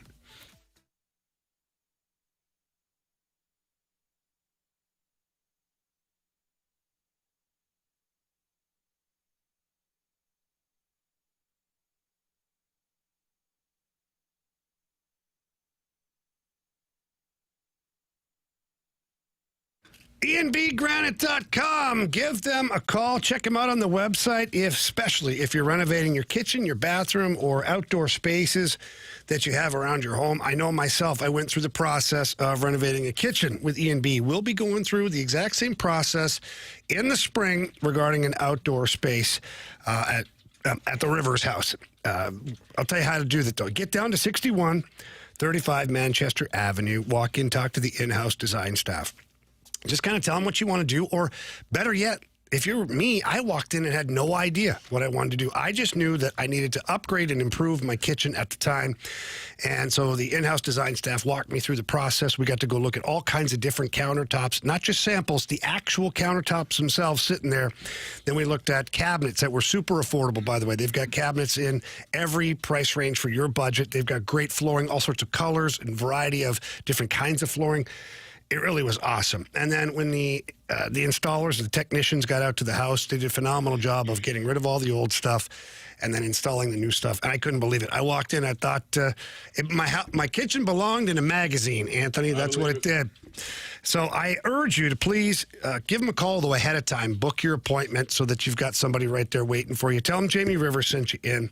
That number's 314-645-9300. That's 314-645-9300. Or you can visit enbgranite.com. Remember, E&B Granite, luxury for less in Missouri and Illinois.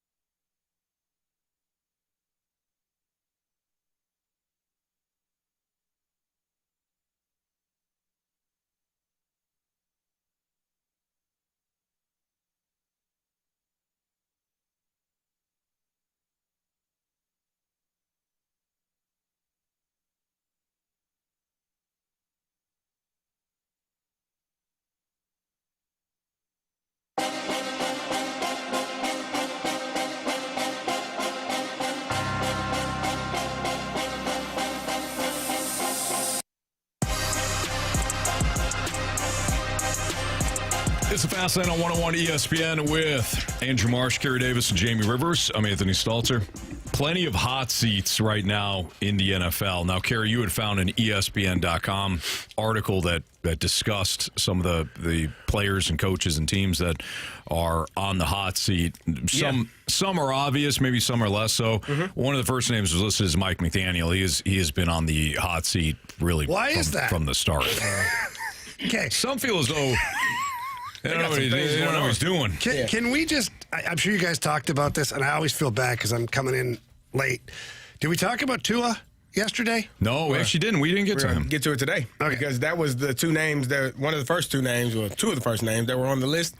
Tua and Mike McDaniels. Yeah. Being on the hot seat. They're probably going to be gone together. Well, you can't really do anything with Tua. You got to find some kind of way. What are you going to do with him? I mean, I don't know how many years he has left on his contract, but we have seen precedent. We saw the Denver Broncos, you all's 8th favorite team in the NFL, get rid of Russell Wilson and his contract and said, the hell with it, we'll just pay him. So I think, I don't know how much money he's owed left on his contract, but Tua, speaking about his teammates and throwing them under the bus, and then Mike McDaniels coming back and saying, yeah, we don't really want to do that as a quarterback, and all of these things. And on top of that, you're losing.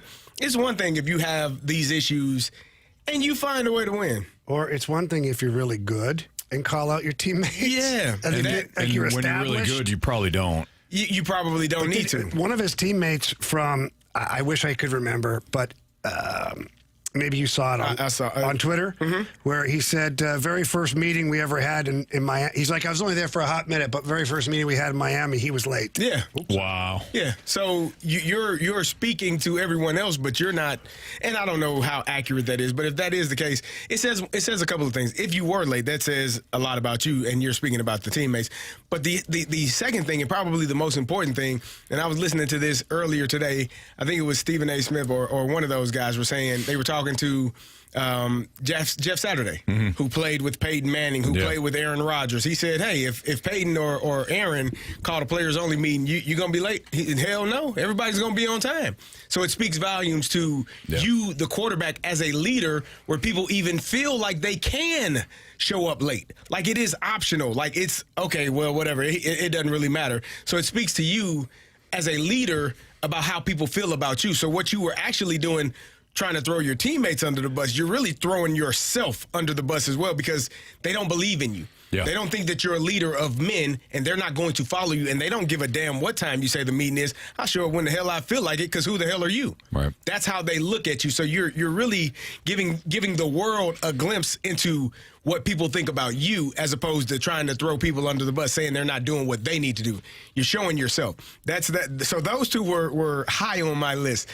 Another one that I gotta, when I'm wrong, I'll admit it, damn it.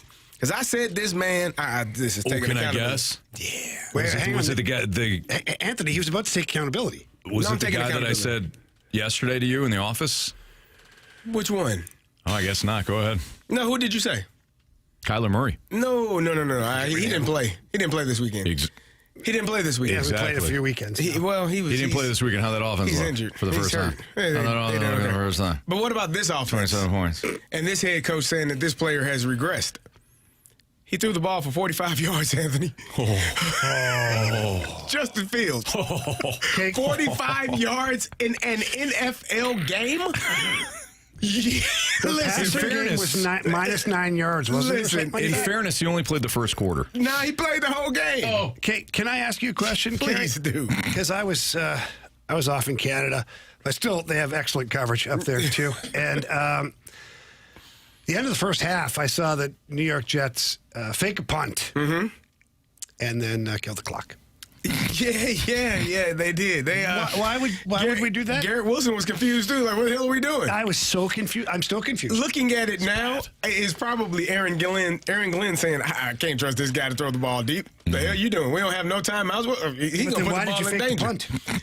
Maybe he thought about it after he did it.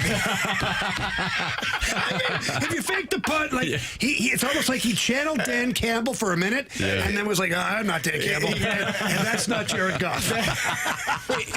In all seriousness, this guy in Justin, he cannot be on another. He can't be a quarterback. I'd put him at running next back. Year. So I was just thinking that. Do you think that he should switch to running back? I'm being dead serious. He could, because he's going to get killed. Yeah, but so what? He's I don't mean that like that. He's a good runner, but he can't absorb. Damn. the punishment that running backs do. I just got to give him better pads. I guess to your point, can you just get him to a better position? He could be a gadget guy. He could be Is he the next, wildcat guy. You know what I'm talking about? Who's that guy? Ronnie something? No, he's talking about Taysom Hill. Taysom Hill, baby. Yeah, he loves Taysom Hill. I know. Who was the guy in Miami that ran the wildcat? Ronnie Williams. Ronnie Williams. Yeah. Yeah, Auburn running back. Auburn. Him in Cadillac. Yep, Caleb. Justin Fields has to be. Who's there? Is it Brady Cook is there, but he's not the backup. Ronnie Brown. Yeah, it didn't sound, Cadillac Williams. It was Cadillac Williams and Ronnie Brown. They both ran the Wildcat. They were blazing. No, I'm kidding. Who's their backup? Who knows? It's Brady Cook. No, he's the third. Is he not? Skyler. No, it's Tyrod Taylor. Oh, Tyrod Taylor. That's right, because Tyrod Taylor got into that game late, I So thought. Tyrod Taylor actually started the game in which the Jets almost beat the Buccaneers. They might need to make a quarterback change, like tomorrow. It's not pretty. The Jets? Yeah. The JETS. It can't get worse. It really can't. 45 yards in an NFL game is unheard of for a passer. Like they played all 4 quarters. Like didn't get hurt, didn't miss some time, didn't play first quarter and was out. Like he played the entire game. And he threw for 45 yards, Anthony. Yeah. Yeah, that's not good. The last one on my list was trying too. He was trying actually. I feel bad for him. And I was completely wrong because I thought he was going to have a breakout year at some point. We've all been wrong many times. John Harbaugh, Baltimore Ravens. Yeah, he's they are obviously struggling with the injury to Lamar Jackson and everybody on the entire defense. The whole defense is hurt. Yeah, can you fire a guy when he doesn't have a team? So I don't know. Here's the thing with John Harbaugh. It might not be. It's not going to be because of what they've done this year. This is not his fault. These are injuries. But when you look at just not being able to get over that hump with Lamar Jackson, and again, he's not the guy that's fumbling the ball in the playoffs. He's not the guy that's reaching out like Zay Flowers and trying to reach into the end zone and fumbling the ball. He's not the Mark Andrews dropping the pass that's hitting him square in the chest. That's not a coach's fault. But sometimes, Jamie, you know this, players get coaches fired. When they don't perform to the level, but good players get coaches fired. Who are not really players, like backup players, do they get coaches fired? That's what I'm saying. I don't think it would be because of this year. You're talking about I'm just saying in the totality of it all, because you're looking at it and saying, all right, we just throw this year away, start fresh with a new voice, a new team, a new head coach to lead this team. I wouldn't be surprised if something like that happened. Okay. But is the grass always greener on the other side? Like who else are you bringing in at that point? I don't know. Maybe the new... Might be just a James Franklin situation where it's like we can't. I don't think James Franklin's the answer. Oh, no. Yeah, that's not what I meant there, Jamie. Oh, sorry. Probably be the new offensive coordinator that everybody's buzzing about. Right. It's not Joe Brady, that's for sure. After last night, I thought Joe Brady was going to have a decent coaching career, but his ass may be hot too. You know who could make a good head coach in Baltimore, get back to their defensive roots? Brian Flores. Yes. Yeah, but he's good enough in other ways, though. What's that? Is he good enough otherwise?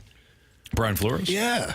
He was good in Miami. He had a winning record, and then they basically tanked. He didn't like Tua. Yeah, he didn't want Tua. He really didn't like Tua. He wanted Justin Herbert. Yeah, he didn't even want Tom Brady. Well, no.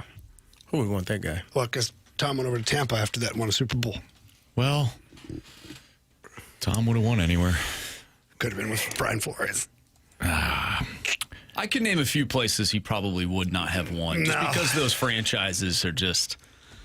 Listen, there's a reason... They supersede the best quarterback. There's a reason Tom Brady signed with Tampa Bay. Right. Yeah, he wasn't just going to go anywhere. Somewhere else. Yeah, he wasn't just going to go anywhere. Yeah. Plus, he knew that he could get Bruce Arians to not do anything. He needed a coach that he could just tell to shush up and stand on the sidelines. Yeah, you're going to win a ring. Roster that was ready for him. He needed. You're going to win a ring. You're just going to shut your mouth. He needed a division that he could just step right in and automatically be in the playoffs. And he had it. The whole career. That's correct. Yeah, pretty much. He's no dummy. All right, we got the Gauntlet. We got a returning Gauntlet contestant next on 101 ESPN.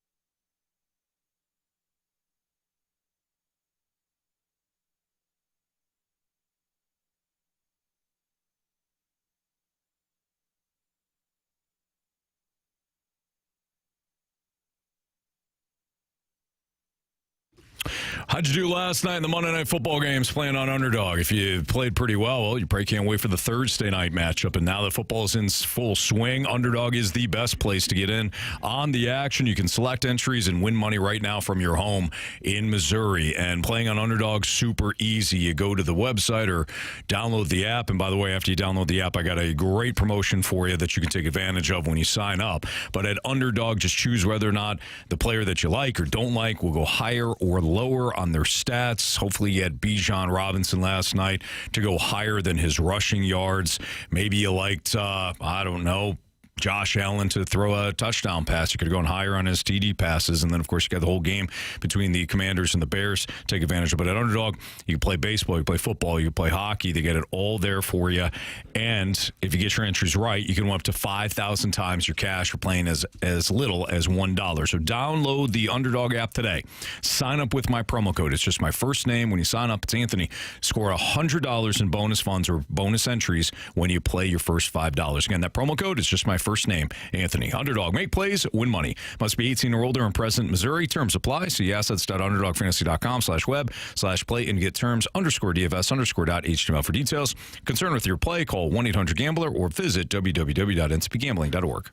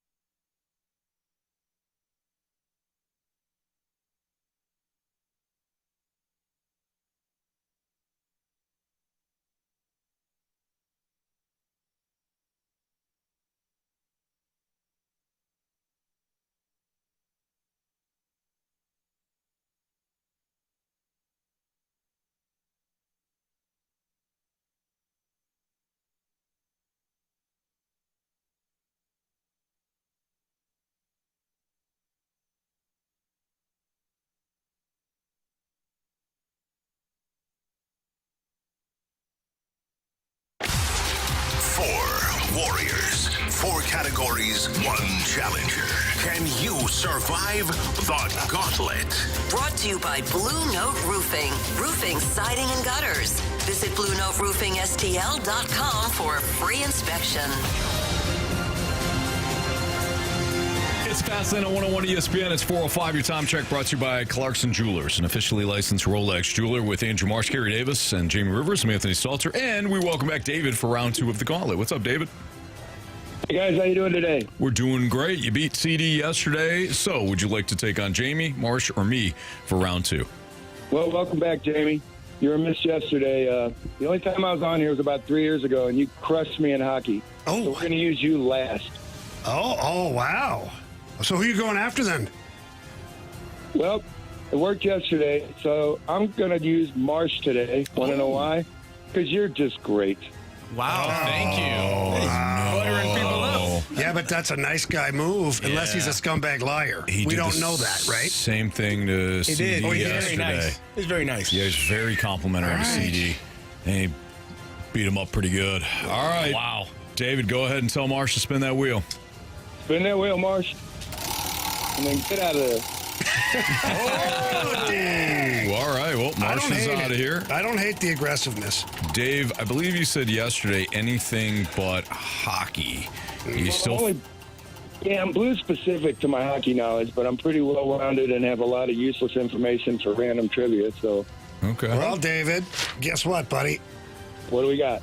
Random. Wow. Roger, random trivia. Yeah. I love it. All right. So You lucked up, my man. you're going to get 4 random questions. Each one is worth 2 points unless you ask for the options. If you ask for the options, those questions are worth 1 point. Are you ready, David? I'm ready. Question 1. Who was the wealthiest passenger on board the Titanic? Oh, God. Give me the options, please. Molly Brown, John Jacob Astor the Fourth, or Benjamin Guggenheim? John Jacob Astor the Fourth. I can't believe Leo Final answer? DiCaprio wasn't on this list. Final answer? Final answer. He was poor, remember? He was in the... That is Leonardo DiCaprio. Yeah, but before he started to get famous, then he died. Because Rose wouldn't move over.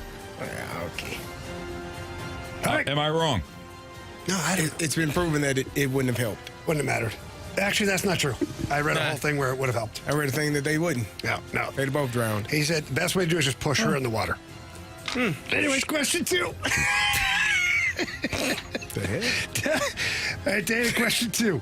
Tell us what the acronym LSAT stands for, please, as it is well known. It is a well-known standardized test.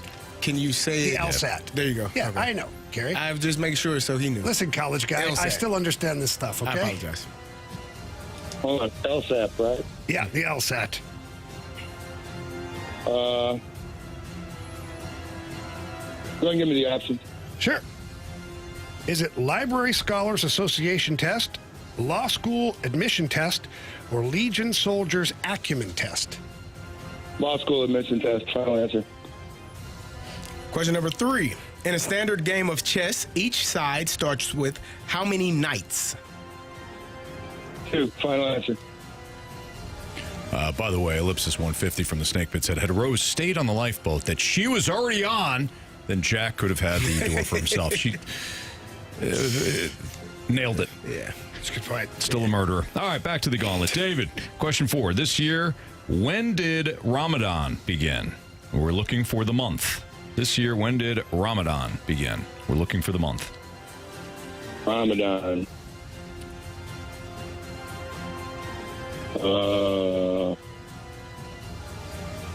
I guess give me the options because I'm not sure. May, September, or February? September, February. Well, if I knew what Ramadan was, it would be a lot easier.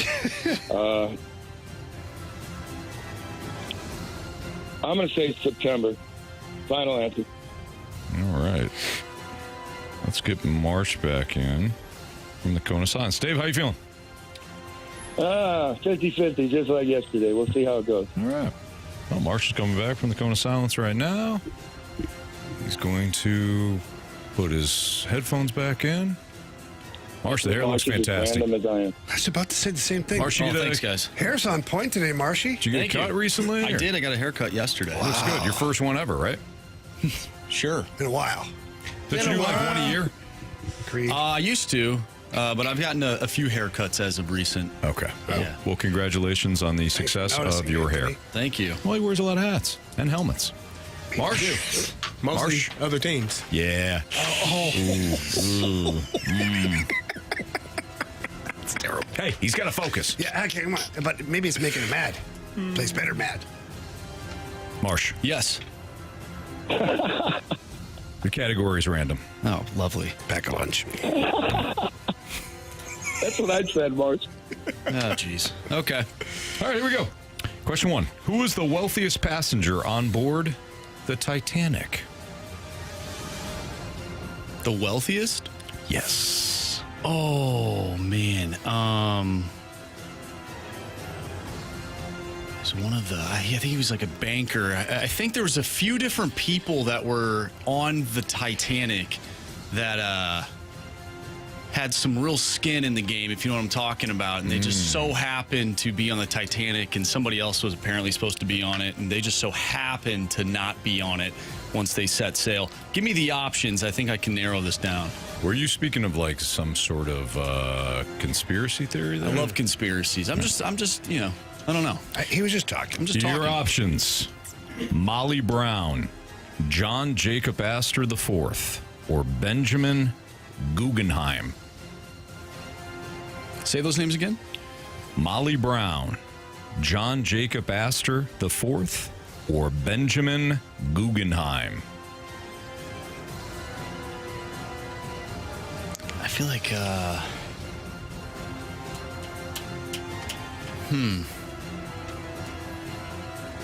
I'm going to go with Molly Brown. Molly Brown, final answer. Question 2. Tell us what the acronym LSAT stands for, please, as it is a well-known standardized test. Oh, LSAT.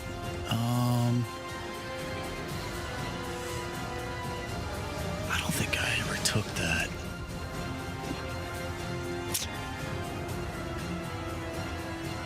I don't know. Let's use the options. Is it Library Scholars Association test, Law School Admission test, Legion Soldiers Acumen test? Taking the LSAT.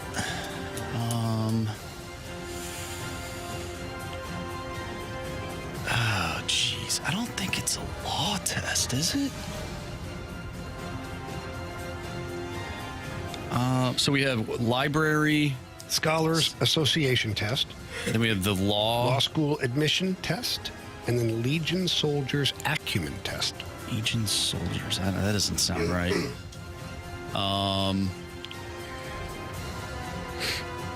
LSAT. What is the test that law students have to take?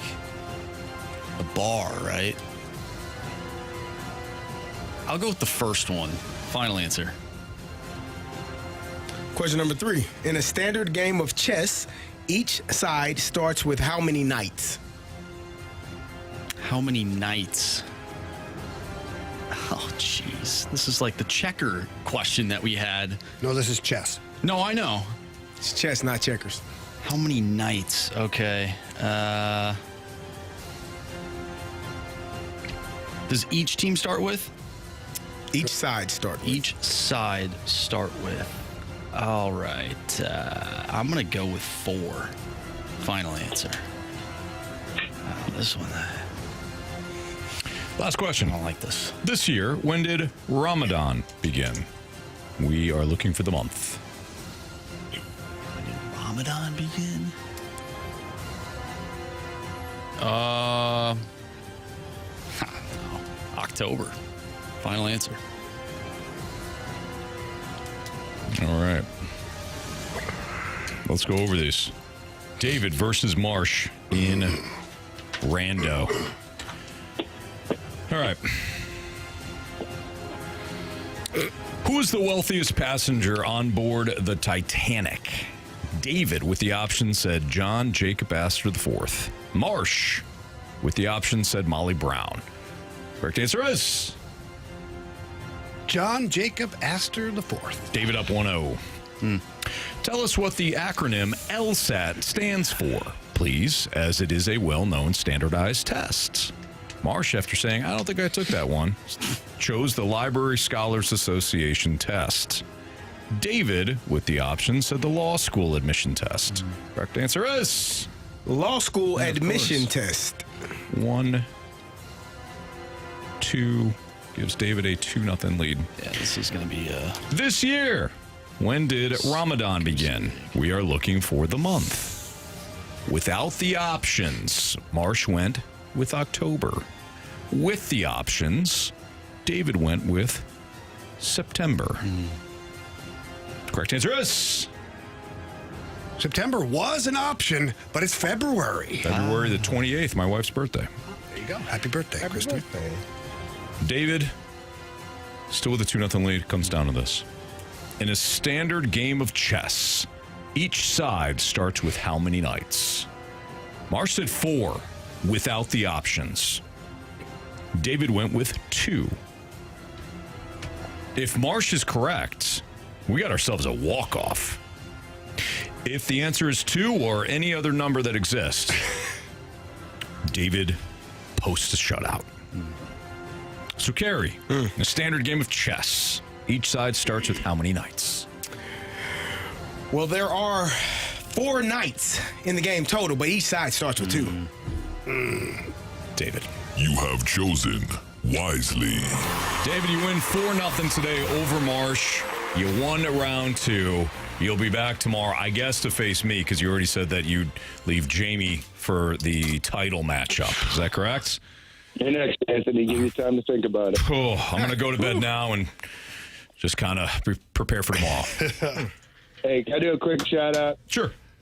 All my crews out there on the river, I just want to tell them to work safe, stay safe, and help to feed the world every day. Hey, man. Yeah, absolutely. Well done. Please stay safe. Yes, definitely. Absolutely. Thanks, David. We'll talk to you again tomorrow. Nice job. All right. Talk to you tomorrow, guys. Take care. Good job, David.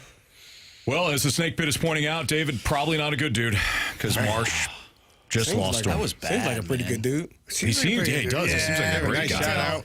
Yeah, Mofallon Mickey. But you know what? Marshy has kind of changed here lately. Yes. I've been He's kinda- terrible in the no, Gauntlet he's lately. not such a that's good right. dude. He's Yeah, changed. yes. He's now on the dark side, so Oh, he no. might not just beat bad guys. He Yeah, might so- beat good guys, bad guys. He might beat. He might It beat might all kinds of be- guys. Yeah. It may be flipped now, and Yeah. then Maybe nice flipped, guys yeah. actually beat him. Yeah. Yeah, that's 'Cause true. he's a bad He's guy a bad guy now. Beatings are everywhere. Yeah. I've secured peace. Never mind. No. You guys want to get it. No, we wouldn't. Oh, wow. Challenging our intelligence. Interesting. No, it's probably a show we haven't seen before. It's a movie franchise. It's a movie franchise we've never seen before. Okay. All right. Marsh is going to head to the penalty box right now, and Carey is going to leave us probably forever. Yeah. I'll be back Don't know when Monday. Carey's Oh, going to that's be right. back. I'll just say where Carey's at. Oh, hold on. That's not the penalty box. Hold on. What? Hold on. What? Before I go, Shohei Ohtani, 1.5 hits, runs, RBI. Yeah, we'll Tonight. have to check out the odds. I Yeah, looked we'll at check it out the already. odds. Yeah, because Yeah. I almost forgot. And don't that forget, or would have you're- been bad. it's not pretty. Yeah. I know. Not pretty. All righty. We're going to do Panic or Patience. So, CD. CD's taking a trip. We will see you on Monday. Yes. All right, Ben. NFL Panic or Patience next on 101 ESPN.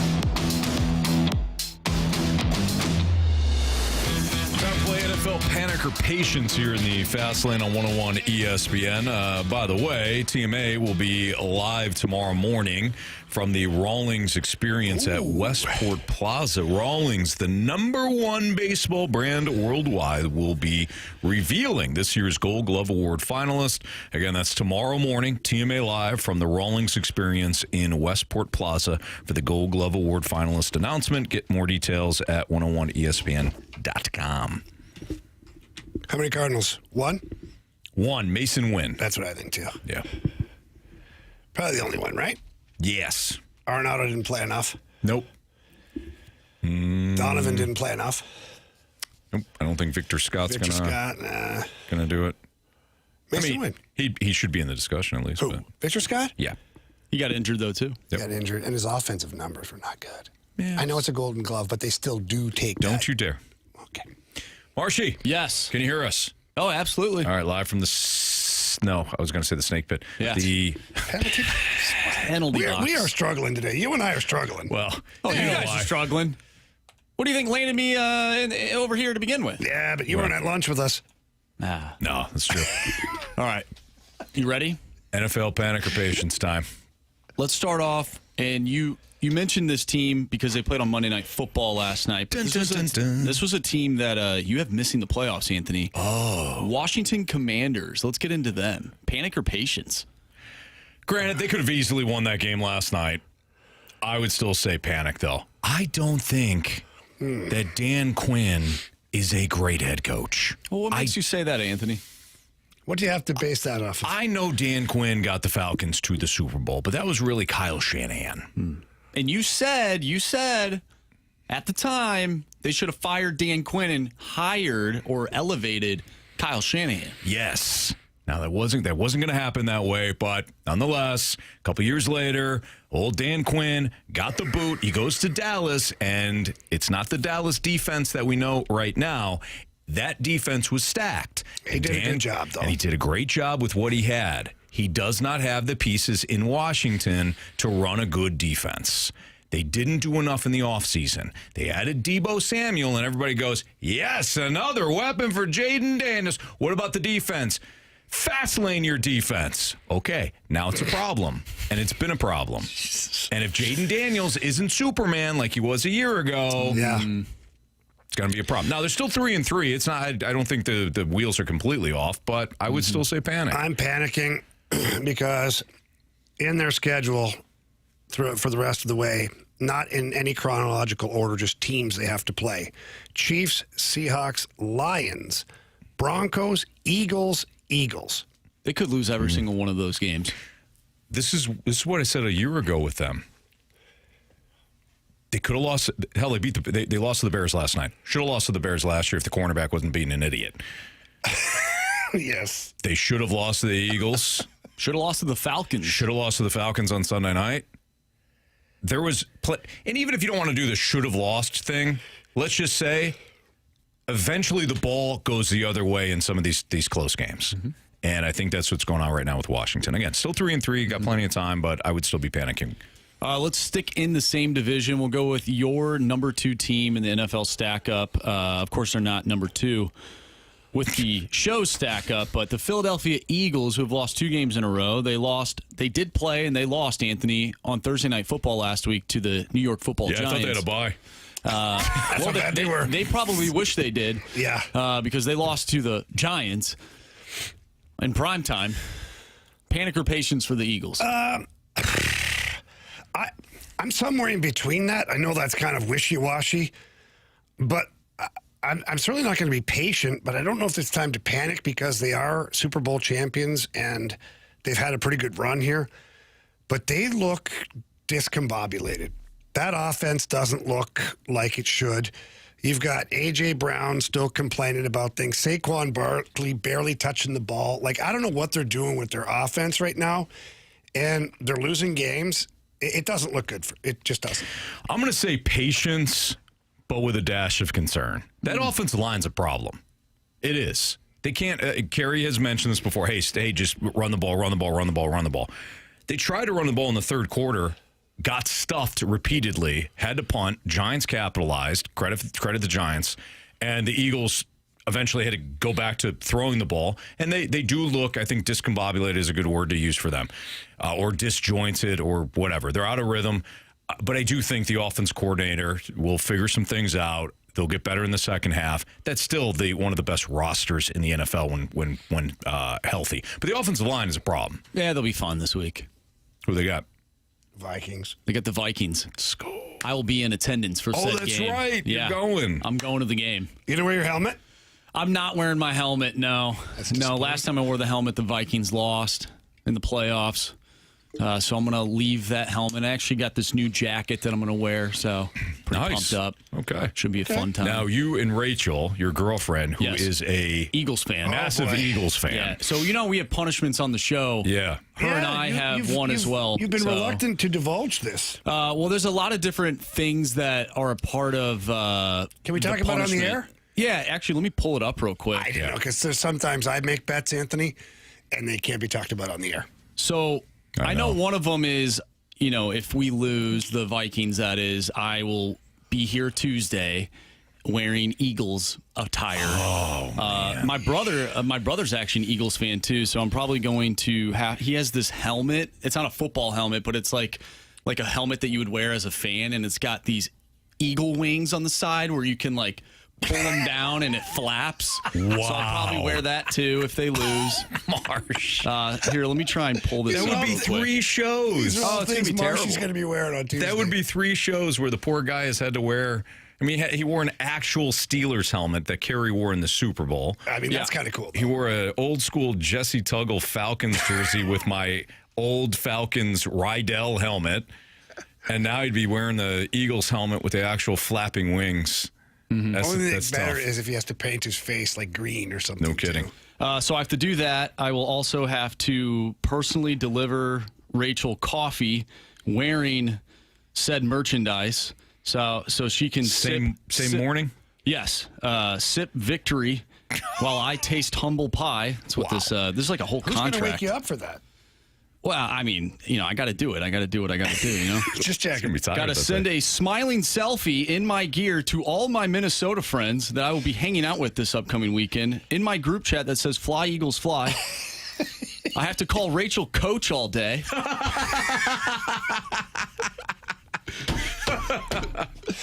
That's awesome. And to top it off, a public romantic gesture proclaiming my love for Rachel in front of all of my coworkers while telling them she's the reason I believe in second chances and the Eagles. Now, what's the reverse What's on the this? reverse on? Yeah, because those are pretty good. She's got you that. Yeah, I don't know. What is her side of the bet? Yeah. Well, I'm going to have her. Well, I haven't told her yet, so maybe I shouldn't say it right now. But Well, you can't leave a cliffhanger like that. Well, she is an artist, so I have an idea of her designing a T-shirt of a Viking, ripping an eagle into 2. Okay. I'm workshopping. How graphic can it get? I can get as graphic as I want it to be, but enough, PG, so the people in the snake pit aren't, too disturbed. Okay. Because I will wear it to work. I like it. You know what though? A victory in itself would just be Marshy, fine. Doesn't sound like a victory would be fine for Coach. No, Coach has 10 things for you to do, and you've got 1 T-shirt. He's still workshopping. You got to get busy. You better get that thing. If you want, Marshy, printed. I can contribute some ideas. I wouldn't trust him. I mean, I would totally trust Jamie. Yeah. Actually, on this, I would trust him. Yeah, but it's got to be clean. Everybody can shower. I'm going to come back over to my spot now. So we can move on. I was going to get into the Bills, but I would definitely be panic on the Bills. Did you watch the game last night? Holy smokes. That doesn't look good at all. No. I also think that they're a team that's going to be fine in the end because they do have Josh Allen, but their defensive injuries are problematic. And when you live and die by Josh Allen and the Falcons pass rush got after him like they did, anybody that watched that game, any defensive coordinator that watched that game last night goes, okay, blitz the ever living crap out of Josh Allen and take your chances. That's what the Falcons did. Well, Falcons were even blitzing him into the area that they wanted him to be into. My Lord. It was well done. It was. Jeff Ulbrich, I did not like that hire, the defense coordinator for the Falcons, but he has absolutely proven me wrong through a couple of weeks. All right, it's Fast Lane on 101 ESPN Sports. Six Pack Part 1 is next. If you got a question for us, 314-399-9646 of the Air Comfort Service text line. Send in your question, and we'll answer them next on 101 ESPN.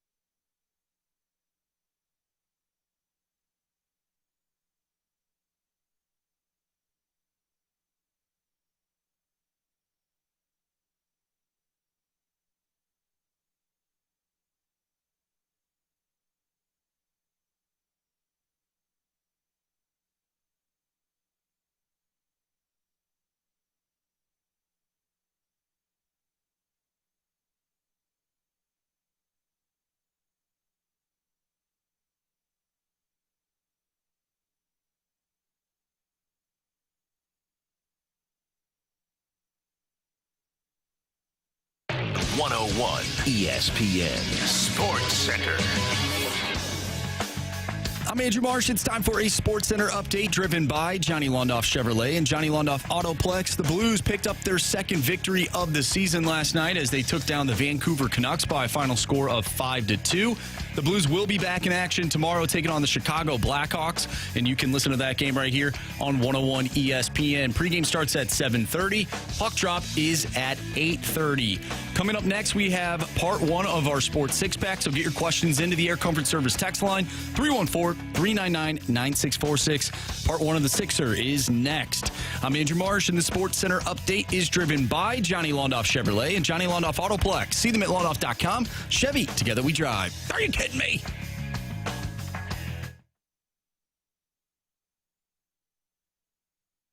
I have a question. It's time for the Fast Lane to answer your sports questions. I want to ask you a bunch of questions, and I want to have them answered immediately. Asking me all these weird questions. Answer the question. Answer the question. Answer me! Refreshed by Urban Chestnut. Urban Chestnut's Swickle Light Premium Light Beer. Live your lifestyle, St. Louis. Time for the Six-Pack here on 101 ESPN. 314-399-9646 is the Air Comfort Service text line. So you got a question for us? Great. Send it in. Got two parts here. Let's start with question one. Question number one. This is very interesting. From the 314, will the Micah Parsons trade be the trade that makes the Cowboys the next dynasty? Oh, in what way? Whoa. So like the 2 first-round picks, they turned the 2 first-round picks into... Basically, is this the Herschel Walker trade? Yeah. Less creative because there's some moving parts to that, but... Who's in charge of the team at that point? Jimmy Johnson. Yeah. I don't know if you've got Jimmy Johnson right now. You don't have a football genius? You got Jerry and his one son there. It drives me crazy. Steven. He sits up in the box and he acts like he actually is like important. No, you're not. Dang. You're not. Dad, let's think about this. Deal's done.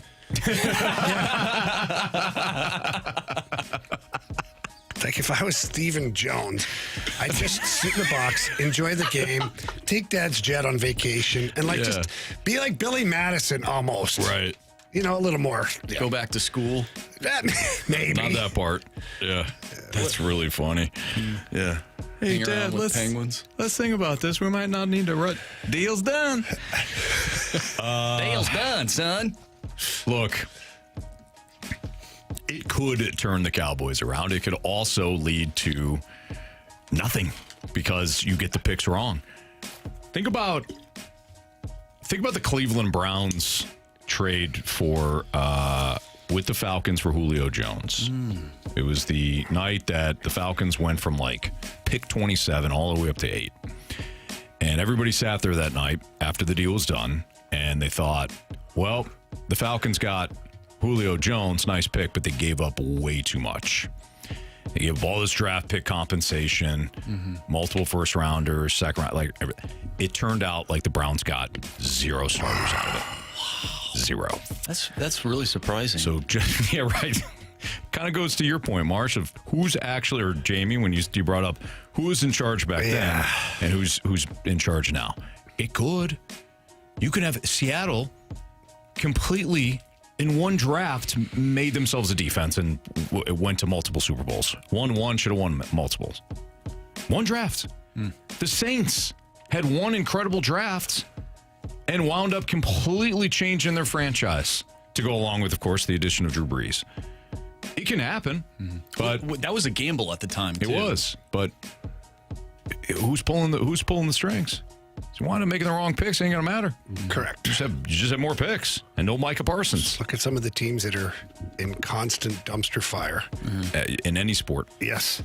Well, I'm gonna go with the guy that has a hell of a track record. Who's that? Question number 2. This It's not Jerry Jones.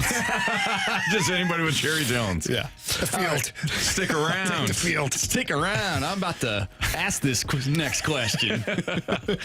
What does a realistic trade package, and by the way, this is from this 816, what does a realistic trade package for Brendan Donovan look like? It seems like Bloom is going to ship not his guys out, and Donnie seems to have quite a bit of value, so what should we be expecting?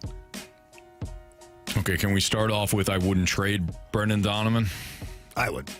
You would? For the right package, yeah. Well, okay, so this guy, I guess it goes back to what are we talking about? Yeah, I don't know. Okay, well, let's do this. Make me an offer. Let's do this. What would it take?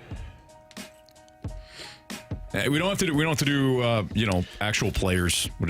Let's just discuss in generic terms. Well, I think you're trading Brendan Donovan. What do you want? I think the waters get murky a little bit here because reading that the Cardinals have the #1 farm system in baseball now as far as players that are projected to actually have a major league impact on their team. They're talking about on TMA this morning. I was listening, and I don't know if it's Baseball America or one of the Cardinals, based on what the players could potentially do at the major league level, they're #1. So if that's the case, like, how much more do you need? Mm-hmm. Like, and what are you going to get for Brendan Donovan? We think he's great. He's an all-star, Gold Glover, but on the market, who's needing a utility player? Let's just go back. Like a Logan Gilbert, you're not getting that for Brendan Donovan. And that's what you need. Maybe a package of Newt Donovan gets you something extraordinary. Mm-hmm. You know what? Where he'd make a lot of sense? The Yankees. Yeah, he would. Leadoff hitter. They need a leadoff hitter. They tried Goldschmidt. Goldschmidt's not a long-term answer. Look at what they did in the final game of the season. They batted Trent Grisham in the leadoff spot. They've been desperate for a leadoff hitter. They've kind of got like everything else lineup-wise, but they don't have the table setter. But what do you want in return? Because for me, I'm not giving up Donovan unless I'm getting even. I don't care. You can never have enough pitching. I don't know if I want the Yankees pitchers. And it's not like they're going to give you the young kid, the kid that threw a couple of outstanding games. Schlittler. Thank you. I was going to curse. I knew I was going to curse if I said it. If I tried it. Yeah. They're not going to give you him. But the Yankees would be a perfect landing spot for him. But I wouldn't trade him. Unless I'm getting a starter. It's with tough upside. to just say trade him, right? Like if someone offered me a package and I would be able to evaluate what that package looks like. But right now it's tough to be like, ask for this guy or this guy. Right. Agreed. All right, question 3. Question number 3. So the quote that I brought up earlier that I said you guys wouldn't get, it was actually the beginning of a Star Wars quote. And a lot of people picked up on that, including Sir Tripod. We got a question, who is your favorite Jedi and why?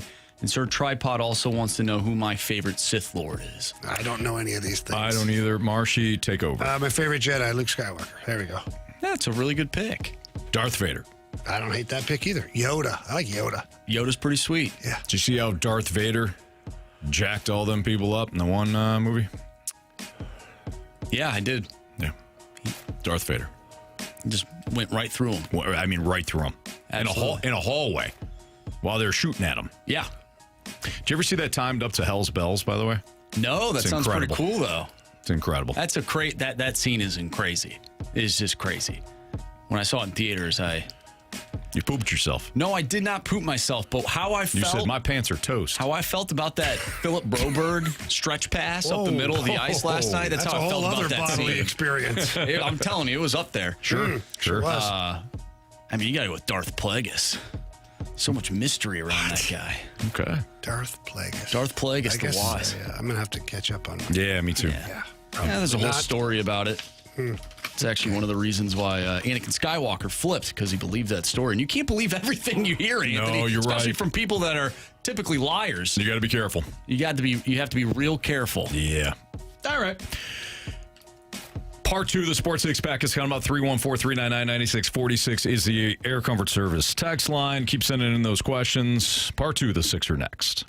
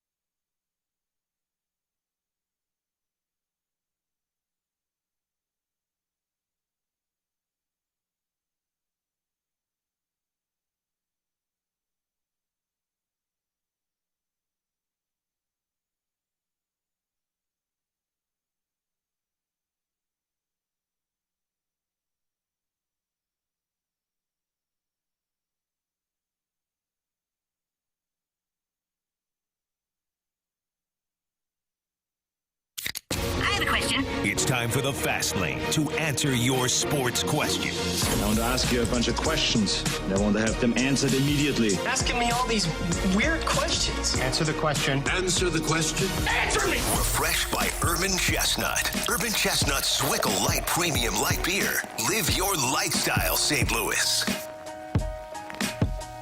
It's Fast Lane on 101 ESPN. Air Comfort Service text line is Joy watching him play. He just plays football. Mm-hmm. He's just a football player. It ain't always pretty.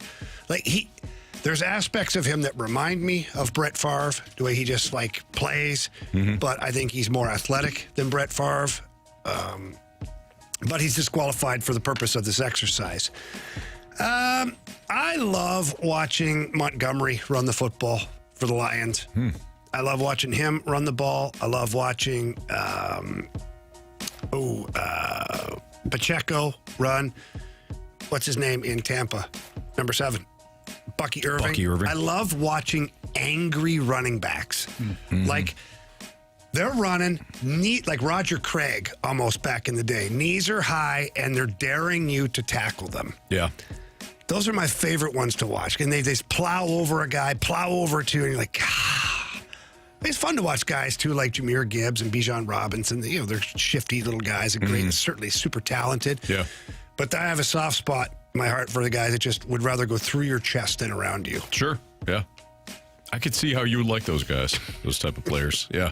Now, so this is where we can't pick anybody that would be included in the MVP conversation. No. Is that what it is? That's correct. All right. So no Baker Mayfield, no Jonathan Taylor, no Bijan Robinson. I would imagine Bijan's got to be in that category, right? I would say he's elevated himself to the conversation after last night. I mean, holy smokes, he's fun to watch. I have a name for you, Anthony. Tell me if you disagree or if you agree. Okay.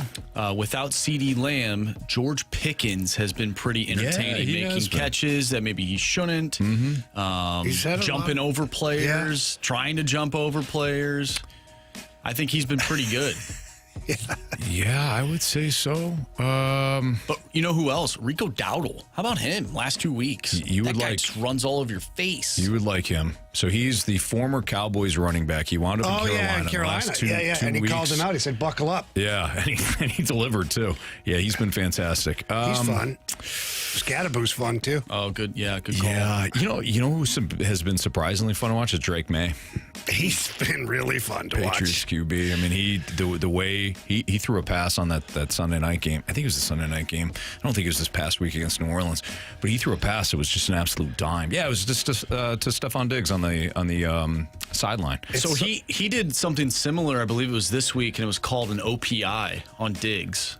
Or was that wasn't Sunday Night Football, right? That was against the Saints. That was against the Saints, but he had a throw. Like a similar throw. Yeah, it was a Sunday night game. He was running out of the pocket, and he threw an absolute dime to Diggs on the sidelines. So he's been fun. I wasn't expecting that he was going to be much of anything. Neither was I. Now, the previous regime that was in there talked highly about him. Obviously, they picked him. Mm-hmm. And then when Vrabel got there, I think it was a week or two into his tenure there, he said, we have our QB. And people are like, well, who? He's like, Drake May. He's like, Drake May is going to be our franchise QB. Yeah. And people thought he was crazy a little bit. And I thought, well, that's just a coach, he's pumping up his dude, Yeah. But now watching him play, he's played damn good, man. The other guy that I love watching is Amon-Ra St. Brown. Oh, yeah. I love the way he blocks. I mean, if they didn't call the one back on Jared Goff, he's the only reason that happened. Handling him. He got low and drove that guy into the end zone. Yeah. I mean, he's a lot of fun to watch. Yeah. And just, being biased here, Drake London.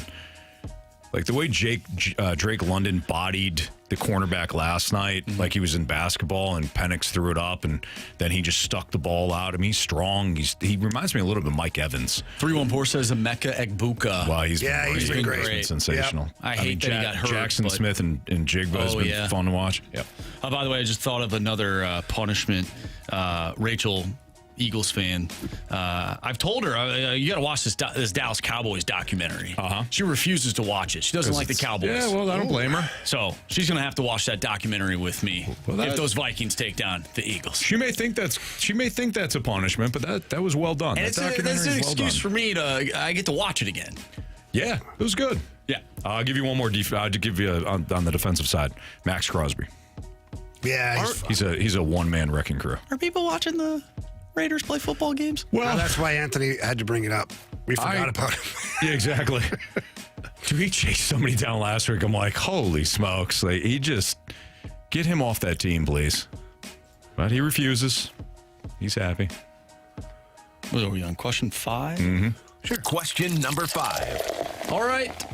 From Bryce Almighty, Action Jackson, which do you want to happen this weekend as Mizzou fans? Ole Miss beats Georgia to give Georgia 2 losses, or Georgia beats Ole Miss to give them 1 loss, because there's also games that involve 1-loss teams, or 5-1 teams, like Bama, Tennessee, LSU, and Vandy.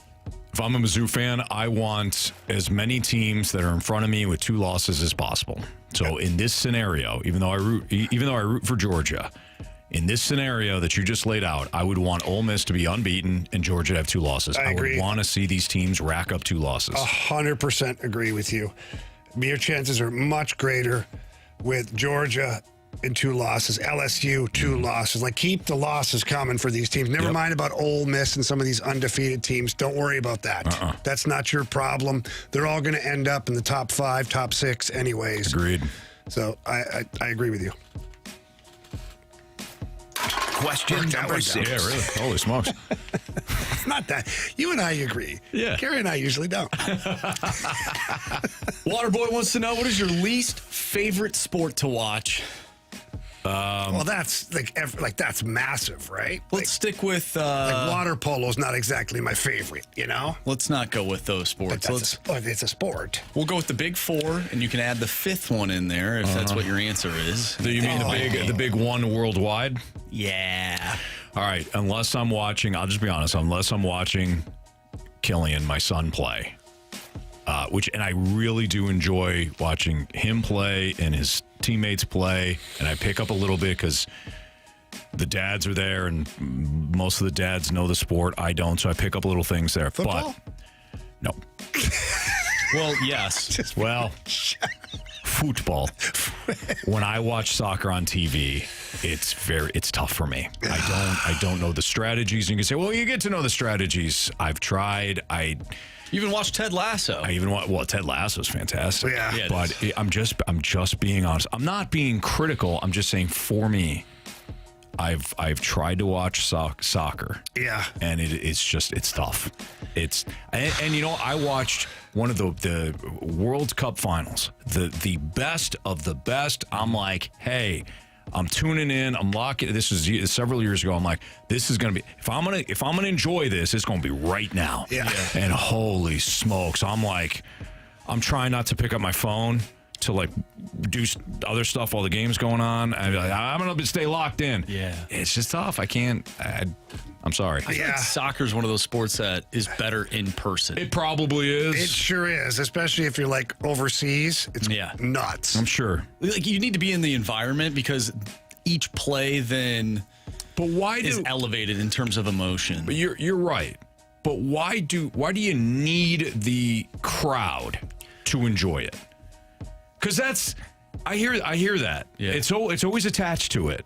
You got to be there live, but not necessarily because the sport is better live, but because the environment is better live. Well, some people could say the pushback on that would be like college football. Same thing. If you played college football with no fans in the stands, let's go back to the COVID. It was fine. Yeah. But when you add certain schools and different buildings and stadiums, it's a whole new thing. But when I watched football in COVID, and it was on TV, so I'll give you the not being there in the, but when I watch it on TV, my ass still locked in. Yeah. Start to finish. So here's where I go with it is if we're doing, I'm going to go best on best. So if I'm watching Stanley Cup final, the Super Bowl, the NBA finals, the World Series, or the World Cup, NBA finals I could do without. Okay. I'll watch the World Cup for me because that's best on best. And for whatever reason, Anthony, and I get it, but when I watch it, I'm like I'm not paying attention, and I watch it, and I watch it for like 5 minutes, and then 20 minutes has gone by, and I'm still waiting for that one goal. It hasn't happened yet. Right. But I'm watching some of the best players in the world play, and I'm like, You're appreciating it. Yeah, whereas with the NBA, I'm always like, yeah, okay, fine. Yeah, you ran down and you slam dunked it. Great. Yeah. Another one. No, 3-pointer. Hey, you did that, huh? Okay, great. Well, you probably missed it twice, and then they finally hit the three-pointer. It's not that I disrespect the NBA players because they're tremendous athletes in their sport and all that stuff. I'm just not excited by it. Sure. I think there's something for me that bothers me about NBA players that, in comparison to what their role is with the team, that makes so much money compared to other players within sports that maybe have a more important role. Like Connor McDavid, best player in the world in the NHL. Like the fact that there are bench players, I feel like, that are making more money than him. Oh, there definitely are. It just, there's something about it that bothers me. I don't like, and I understand the NBA makes more money, but there's just something about it that just rubs me the wrong way. All right, fair. Well, I mean, I completely respect that. I know that has nothing to do with the question, but no, it's fine. Yeah. All right, it's Fastlane on 101 ESPN. Which area is a strength for the Blues and which needs a little more help? We'll get into that next on 101 ESPN.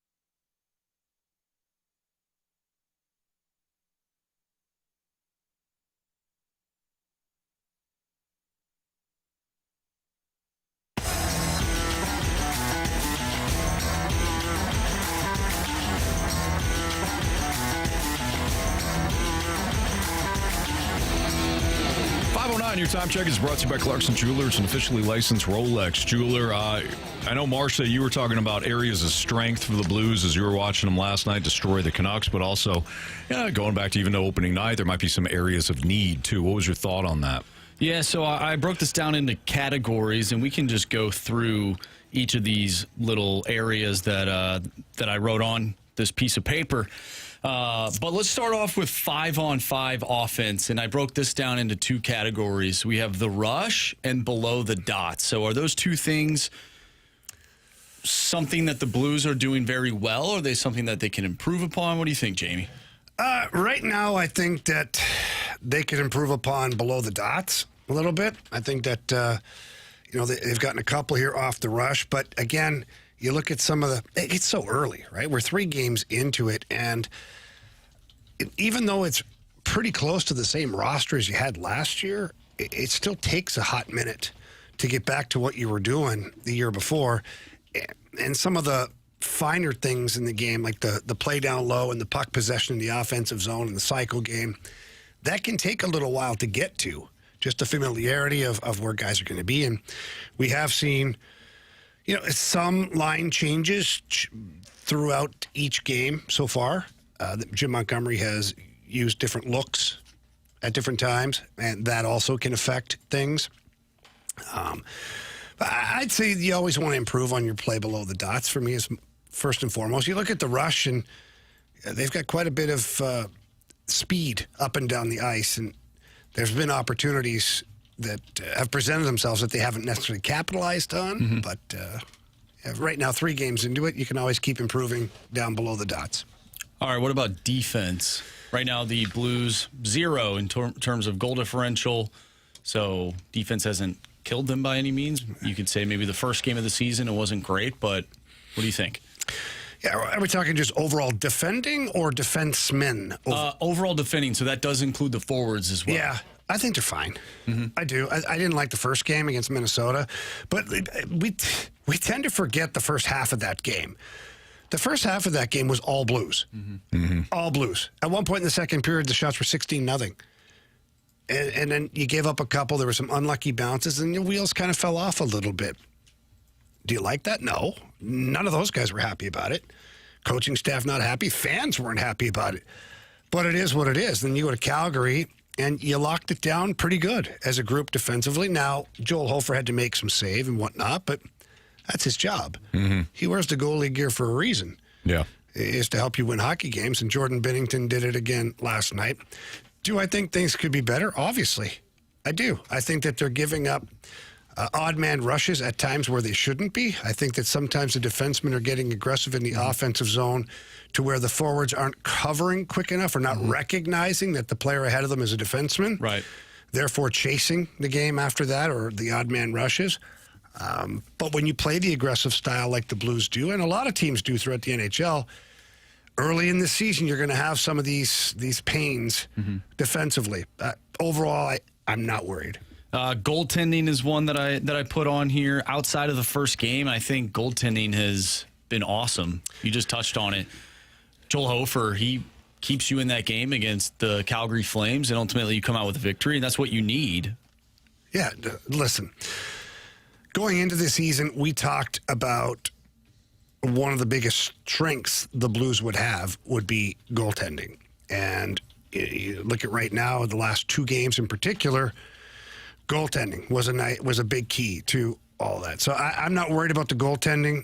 I do think, bias or not, I won't be completely biased. I do think that the Blues are in the top 3 teams as far as goaltender tandems are concerned. And I'll just leave it right there. Special teams, we had the power play and the penalty kill we saw last night that, the Blues gave up a shorthanded goal, but what have you seen from their power play so far? I know the penalty kill's been pretty good. They've taken some penalties that you probably wish they didn't, but they have a pretty solid kill. The power play's humming at 22.2%, which, it's not bad. You'd like that to get to the 24-25%. That's usually a pretty good spot for it. Anything above that, obviously, you're going to celebrate that. PK, it's an ever ever living, working project. You know, they're 20th in the NHL at 80%. You want to be up around 90% if you can be. Because right now, you got some teams at 100%, but they've 3 games, 4 games, 2 games played. So it's hard to say where you really rank. But if you're the Blues, you want to rank somewhere in the top 12 this year. I'm not even going to go top 10, top 5, top 12 as far as your PK is concerned, and the top 12, again, hopefully top 10 in your power play. And that will certainly help your team. Final one here. It is the one that we were all concerned about heading into the offseason. It is a reason why the Blues season came to a close last year, but 6-on-5. 6-on-5 looks fine. You had one in Calgary. You handled it very well. Nobody panicked. You really didn't give up anything to the Calgary Flames. It's not like they had a barrage or even a really great scoring chance. And then in Vancouver, you did a good job again. In fact, so much so that Jake Neighbors scores one for you. So in 2 6-on-5s, instead of being minus anything, you're +1 as far as the goal differential is concerned. And right now you'll take that. And let's just be real here for a second. Everybody's hyper-focused on this 6-on-5, and I get it because it was not good last year. But that doesn't necessarily mean that last year's 6-on-5 just carries over into this season. Now, has Jim Montgomery and staff made a few tweaks and changes, whether it be structure or whether it just be mentality while playing on a 6-on-5 situation? Yeah, they have. They made some tweaks. But I don't think this team will crumble in the 6-on-5 like they did last year. I think it's going to be a much different scenario. Jamie Rivers, Andrew Marsh, Anthony Stalter. It's Fast Lane on 101 ESPN. CD will be back with us on Monday. He's going to do some traveling over the next couple of days. Midseason college football report. What the Fast Lane do we know about the college football landscape? Tease for you. Not much. That's next on 101 ESPN.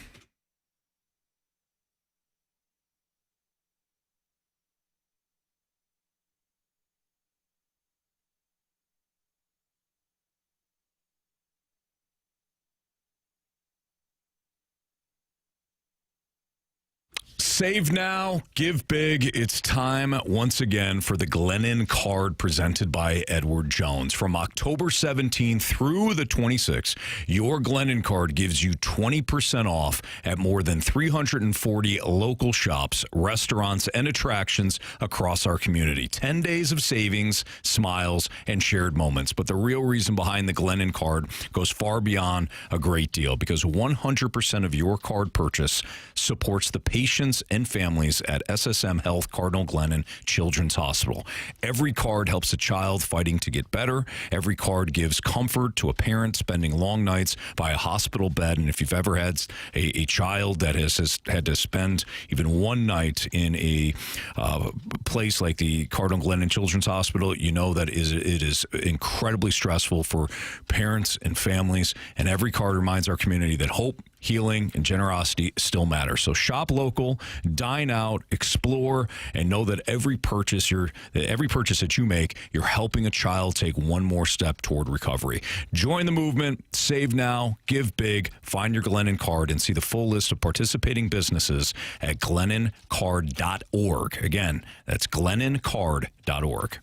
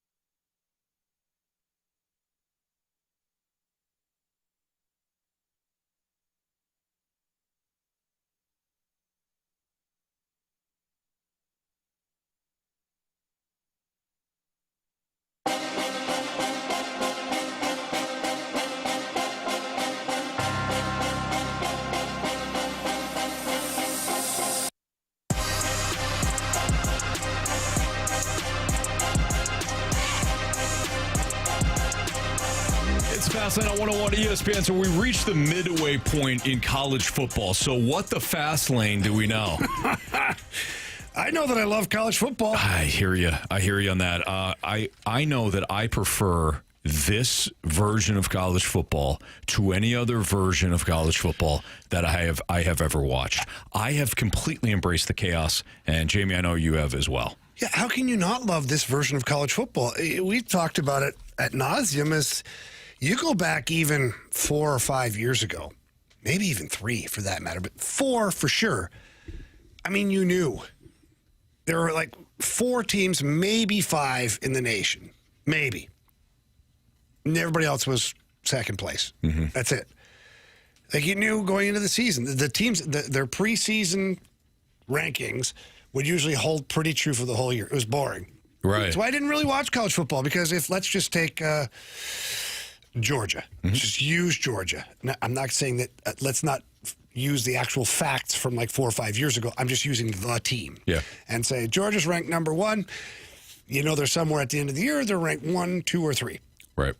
Hopefully they're ranked 2 because then they get the national championship game. Right. And that's Absolutely. it. Yeah. I found college football to be really boring. Mm-hmm. Really, like, it was a foregone conclusion, almost, for certain programs. Sure. I agree. Now, in the last 2 years in particular, this year for sure, when I watch college football, like, not only I make sure I'm watching college football. I'm in Canada, in Calgary, and I've got my phone opened up on my app so I can watch Mizzou playing Alabama. Mm-hmm. Anthony, how many times in my life do you think I've been in another country, traveling, or anywhere else on my phone watching college football? I would say before this year, 0.0 times. Yeah, never. And then later on in the day, because we had an earlier game, we were sitting at the airport, get on the plane, I'm watching more college football. Yeah, you're probably watching Oregon and Indiana. Yeah. That's never happened. So they got me, man. Well, Jamie, to your point about the rankings specifically, do you remember a time, besides, of course, when we're talking about like the 4th team, when there was only 4 playoff teams, or the 3rd team, when there was only 2 teams that made it to the title game. Outside of that conversation, which was always there, how much debate was there about like the preseason rankings not really mattering like there is now? Because we bitch and moan about the preseason ranking shouldn't matter. We shouldn't even rank these teams, blah, blah, blah. And it's right. It's the right thought. Now we shouldn't. But why? Well, because there's so much chaos. Yeah. Nobody really knows. So now it's a legit debate about should we even start ranking these teams until after 6-7 weeks.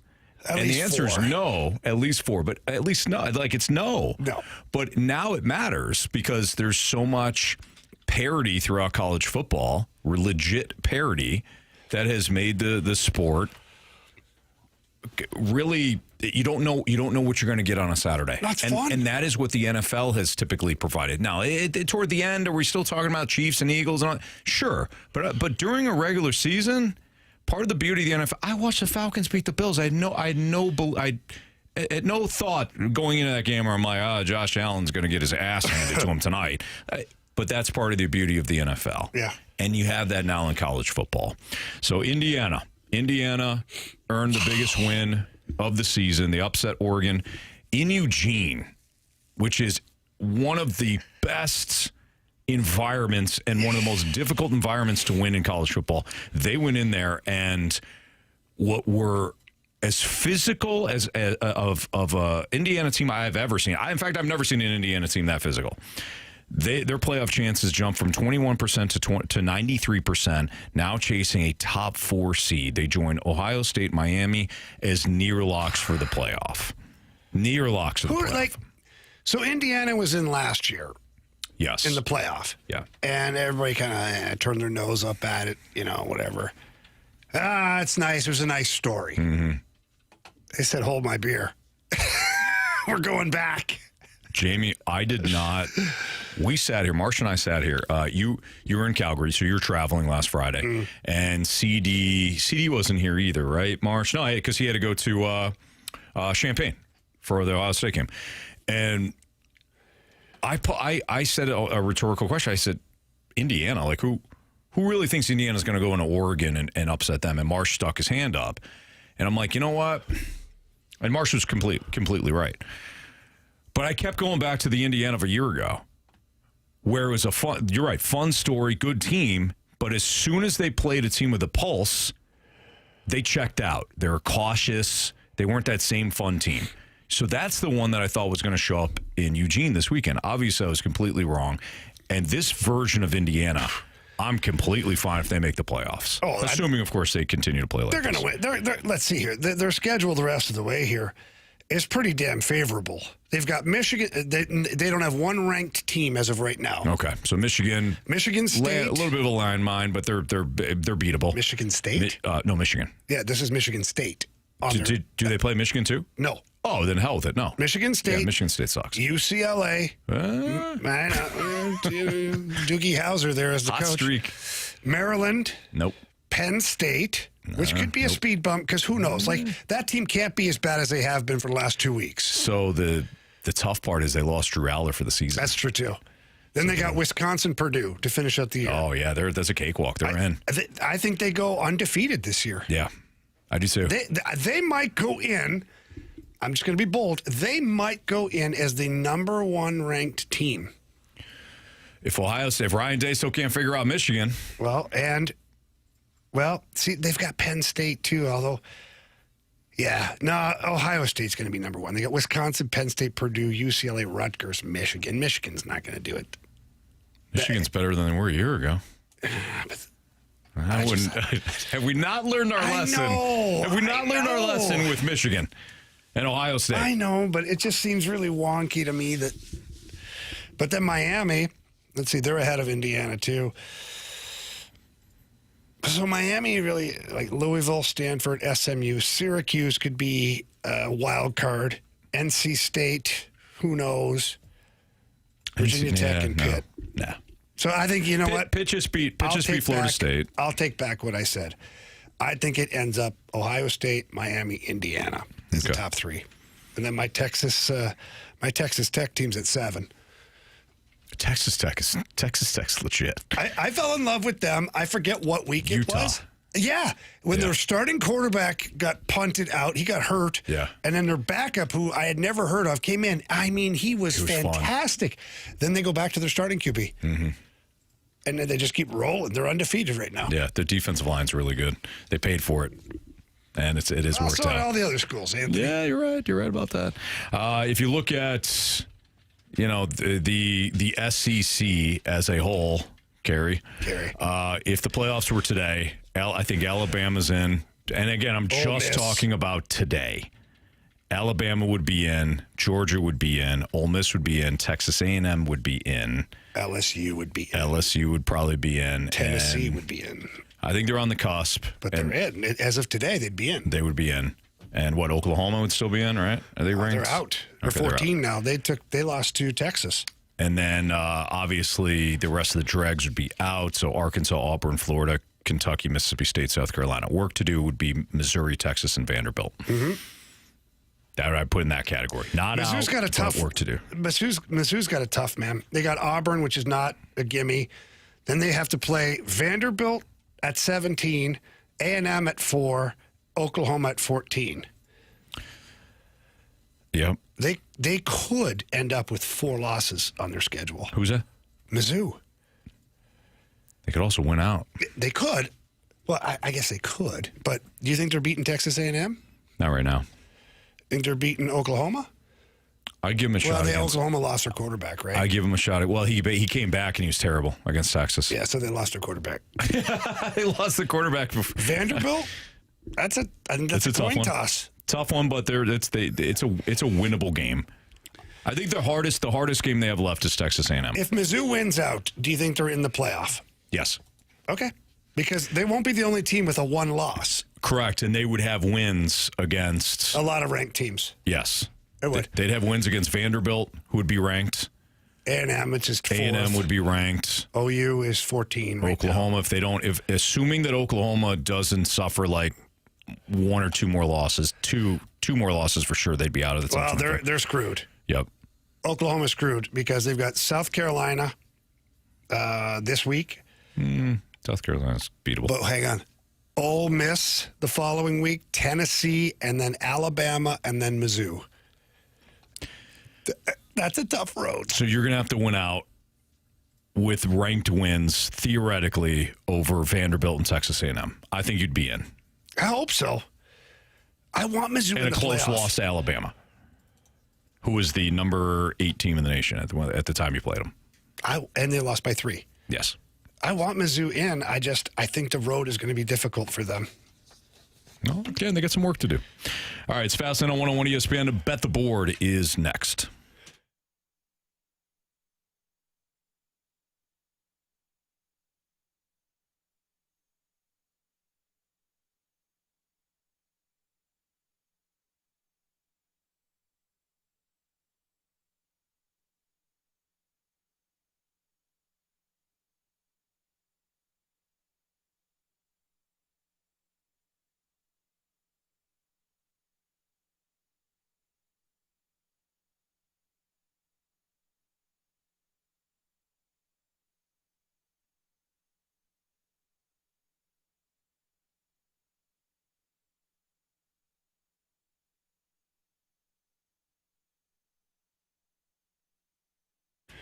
All right, Missouri Circus Sports will be here soon enough in the month of December here in the state of Missouri. But between now and then, please download the Circus Sports Illinois app. It's available on the website or the App Store. They've got all sorts of great plays. And if I'm looking at the NHL tonight, we talk about Circus Sports here. They've got the player props, game props. They've got the parlays. Let's do a little parlay here. I love the over after first period, Oilers-Rangers game. I love the over after first period, Lightning-Capitals game. And I love the over first period, Golden Knights-Flames game. Pair all those together, you got your parlay. But that's not all. Circus Sports has great lines on futures bets, best odds of any app that's out there, tight money line splits, and it's so easy to use. You just download it. It's very user-friendly. You have a blast. You and your buddies download it and compare your bets, do all those fun things. And that's what they want over there at Circus Sports, the world's largest sports book in the palm of your hand. So please don't miss out on all the action. Download Bet Like a Pro with your Circus Sports Illinois app today, and don't miss out on all the excitement over there at Circus Sports. If you or someone you know may have a problem with gambling, call 1-800-GAMBLER or text ILGAMB to 833-234.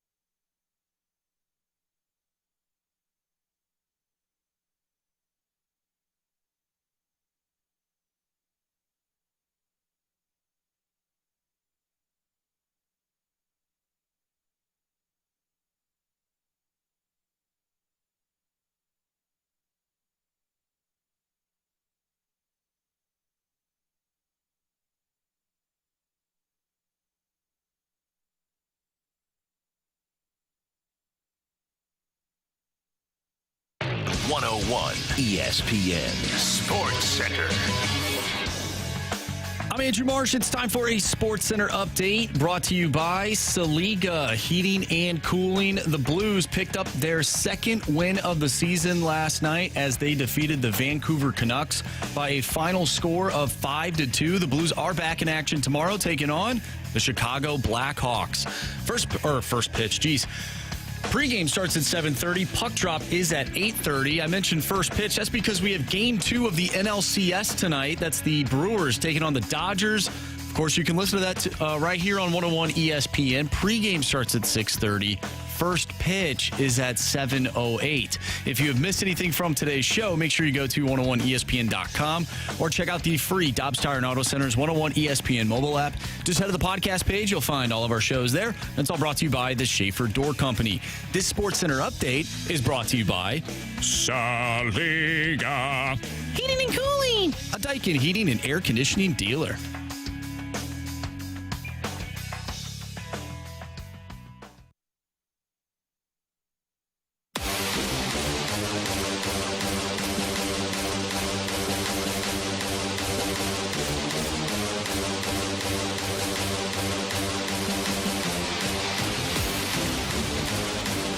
It's Fast Line on 101 ESPN. Time to bet the board. Marsh, what do you got for latest standings, kid? All right, we are catching up to Jamie, that's for sure. I'll tell you right now, he's on a bit of a dry spell.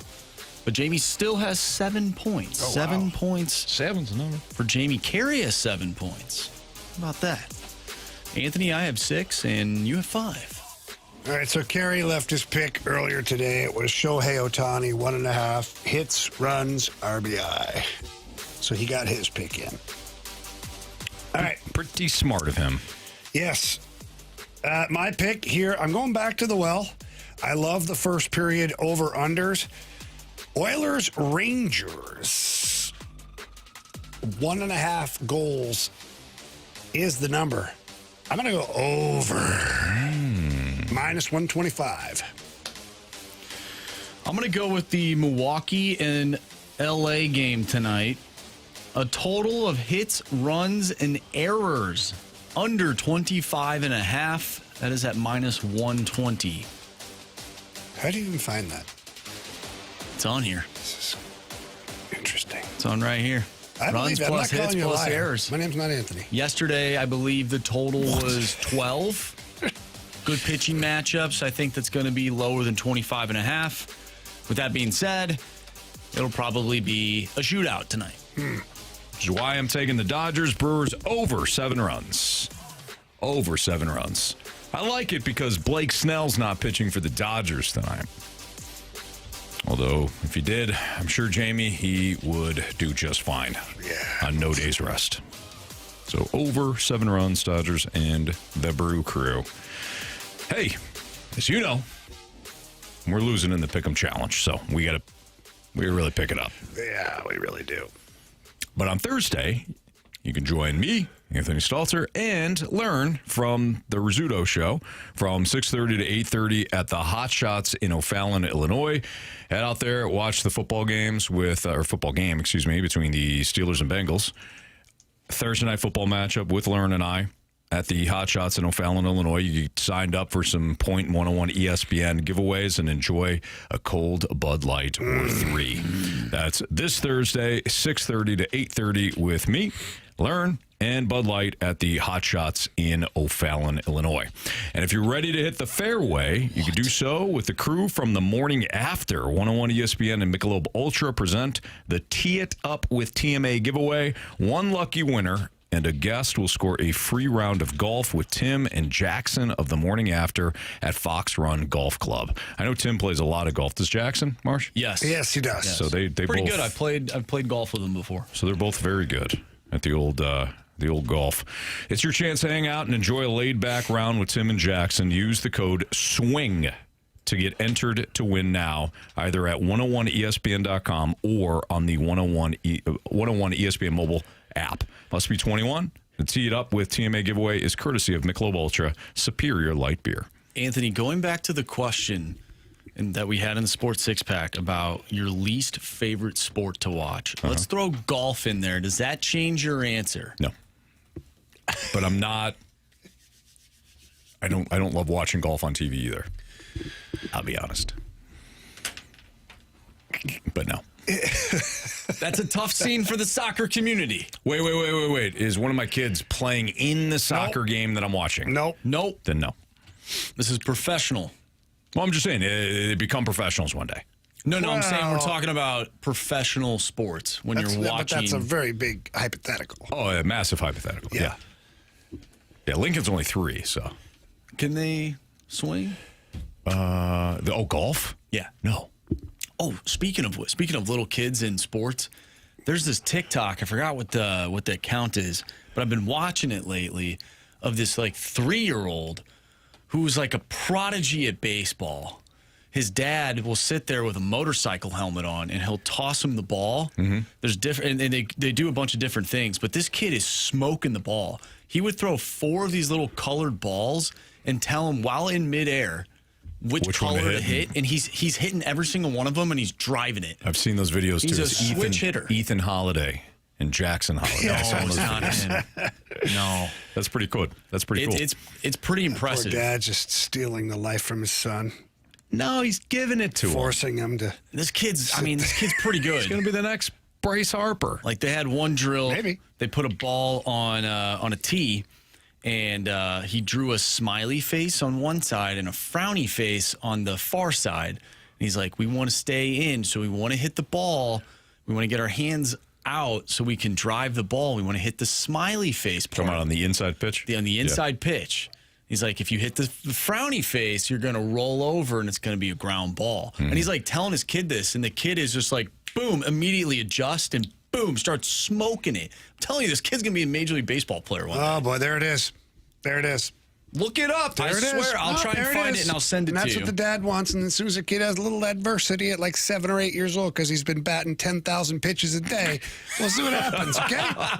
We'll see what happens He's to the kid. He's a switch hitter, by the way, at 3 years old. I don't care about that. Pretty good. Dad, thinking about giving up baseball. Dad, I'd like to go on a date. No, nope. But Dad, I'm 18. Just get your 1,000 swings in today? Yeah. Did you do your 1,200 push-ups, your 1,000 swings, your 1,200 bunts, and your bag stealing out there? If you're not. If not, kid, get the hell back in the yard. I'm doing this for you. Well, I got a little Serrano here. You're messing with our free ride, son. I've been working with you since you were 2. Have you gone on a date and blow this whole thing? It's just like that baby Gronk kid. Like, oh, yeah. Let's let the kids be kids. Now, in fairness to the dad, the kid might be like, hey, Dad, I want to go hit the ball. And like, because that was me and my brother. Is we always wanted to go out onto the backyard rink in the driveway. We were shooting pucks, playing hockey. And my dad, God rest his soul, he did nothing with us. Like, nothing. That's why we had you guys. I think he played catch with me once. He played goalie one time in the driveway. He golfed with us as we got older. That's it. Yeah. That's it. Was there ever a player that you wanted to be when you grew up? Deion Sanders. Yeah, there were a couple. Did you copy everything that they did? No, God, no. Who would do that? That weird kid that plays quarterback. At Rutgers? Oh, yeah. Give your head a shake. Rutgers, you mean Nebraska? I guess he said it. He said Rutgers. I did say Think of a team that's red. Yeah. Red and white, something. That's how much I can't stand the kid. So if I'm an NFL team and I'm running through my list of quarterbacks that are available, and I see this kid who, for all intents and purposes, seems like a talented-ish quarterback. I don't really know. Whatever. Mm-hmm. I'm not taking him. You're a college athlete. At this point, you should be able to define who you are. You're right. Yeah. Stop. Like, if he's 12, 13, 14, 15 years old, even high school, and you want to pretend you're Patrick Mahomes with the glasses and the backpack and the little finger gestures, hey, man, enjoy your life. Right. Yeah, you're not a little fantasy kid. camp, right? Right. But when you get to college, dude, if you're going to make the next step to the pros, how can you just be sitting there pretending you're Patrick Mahomes? Right. Like, Maple Leaf is over. Mm-hmm. Be you. Yeah, Boston University. I don't even think they'd take him. You're all you need. You know? Oh, be you. You almost got that one past me. BU. Oh, that's where he plays another red and white team. Yeah, just another one. He's a terrier. It might be. Yep. All right. It's the Fast Lane on 101 at ESPN. We're going to wrap up the show next.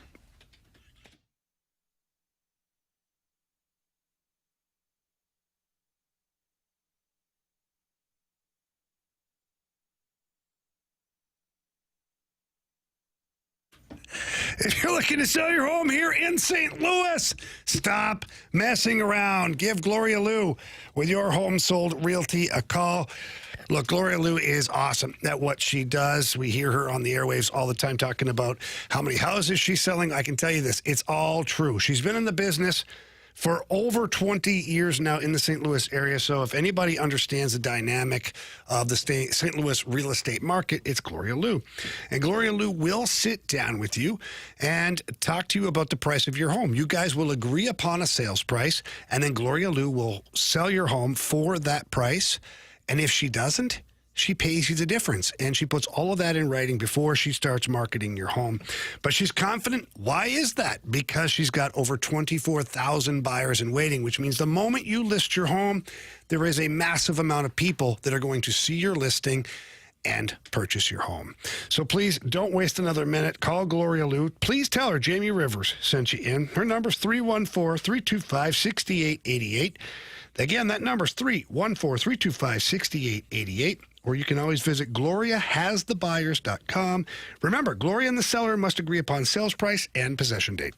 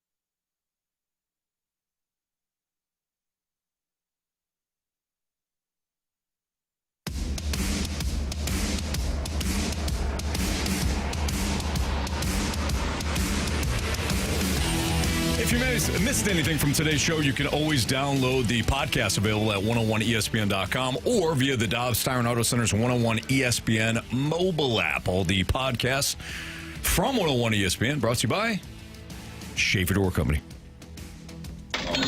You had your hand up in the air. This little thing was a little loud. Hey, I didn't want to blow everyone's eardrums up. Marsh, I don't want to miss this, so why don't we get to the 3 stars of the day so we don't run out of time. Let's do that first. It's time for the Fast Lane's 3 stars of the day. Presented by Circus Sports Illinois. Sports betting the way it should be. Today's 3 stars revolve around the fans, and that is today's edition. So we're going to give our 3rd star of the day to Mizzou fan.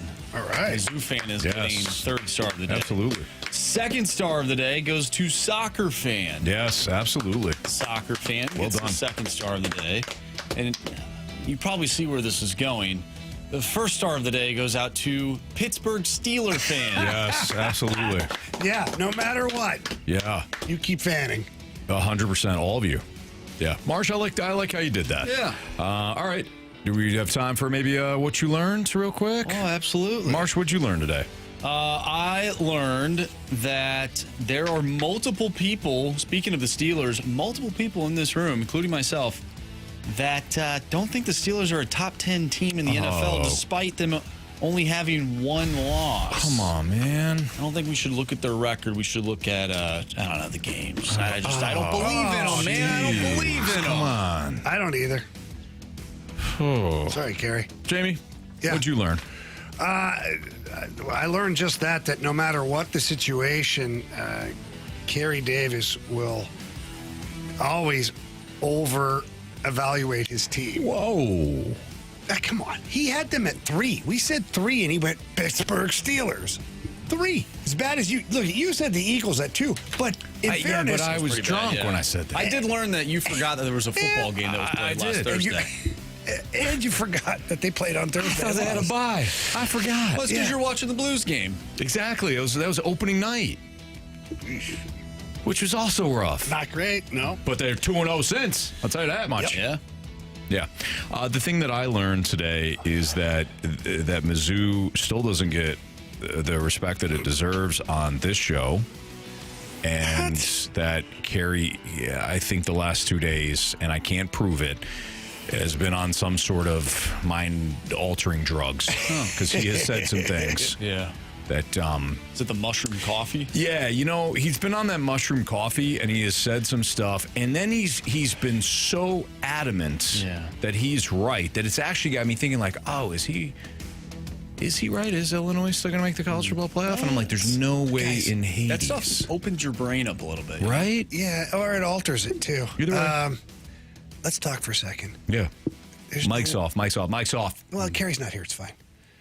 Still, I'd like the mics off. There's no way Illinois is making the playoff. Oh, God, no. No, and I hate to say that. I really not do. at all. Yeah, no, I just, I mean, they don't have any big wins. No. And they might have another loss ahead of them. Who knows? You never know. All right, Mike's back on. Marshy, thank you. All right, for Andrew Marsh, for Jamie Rivers and Carey Davis, I'm Anthony Stalter. See you.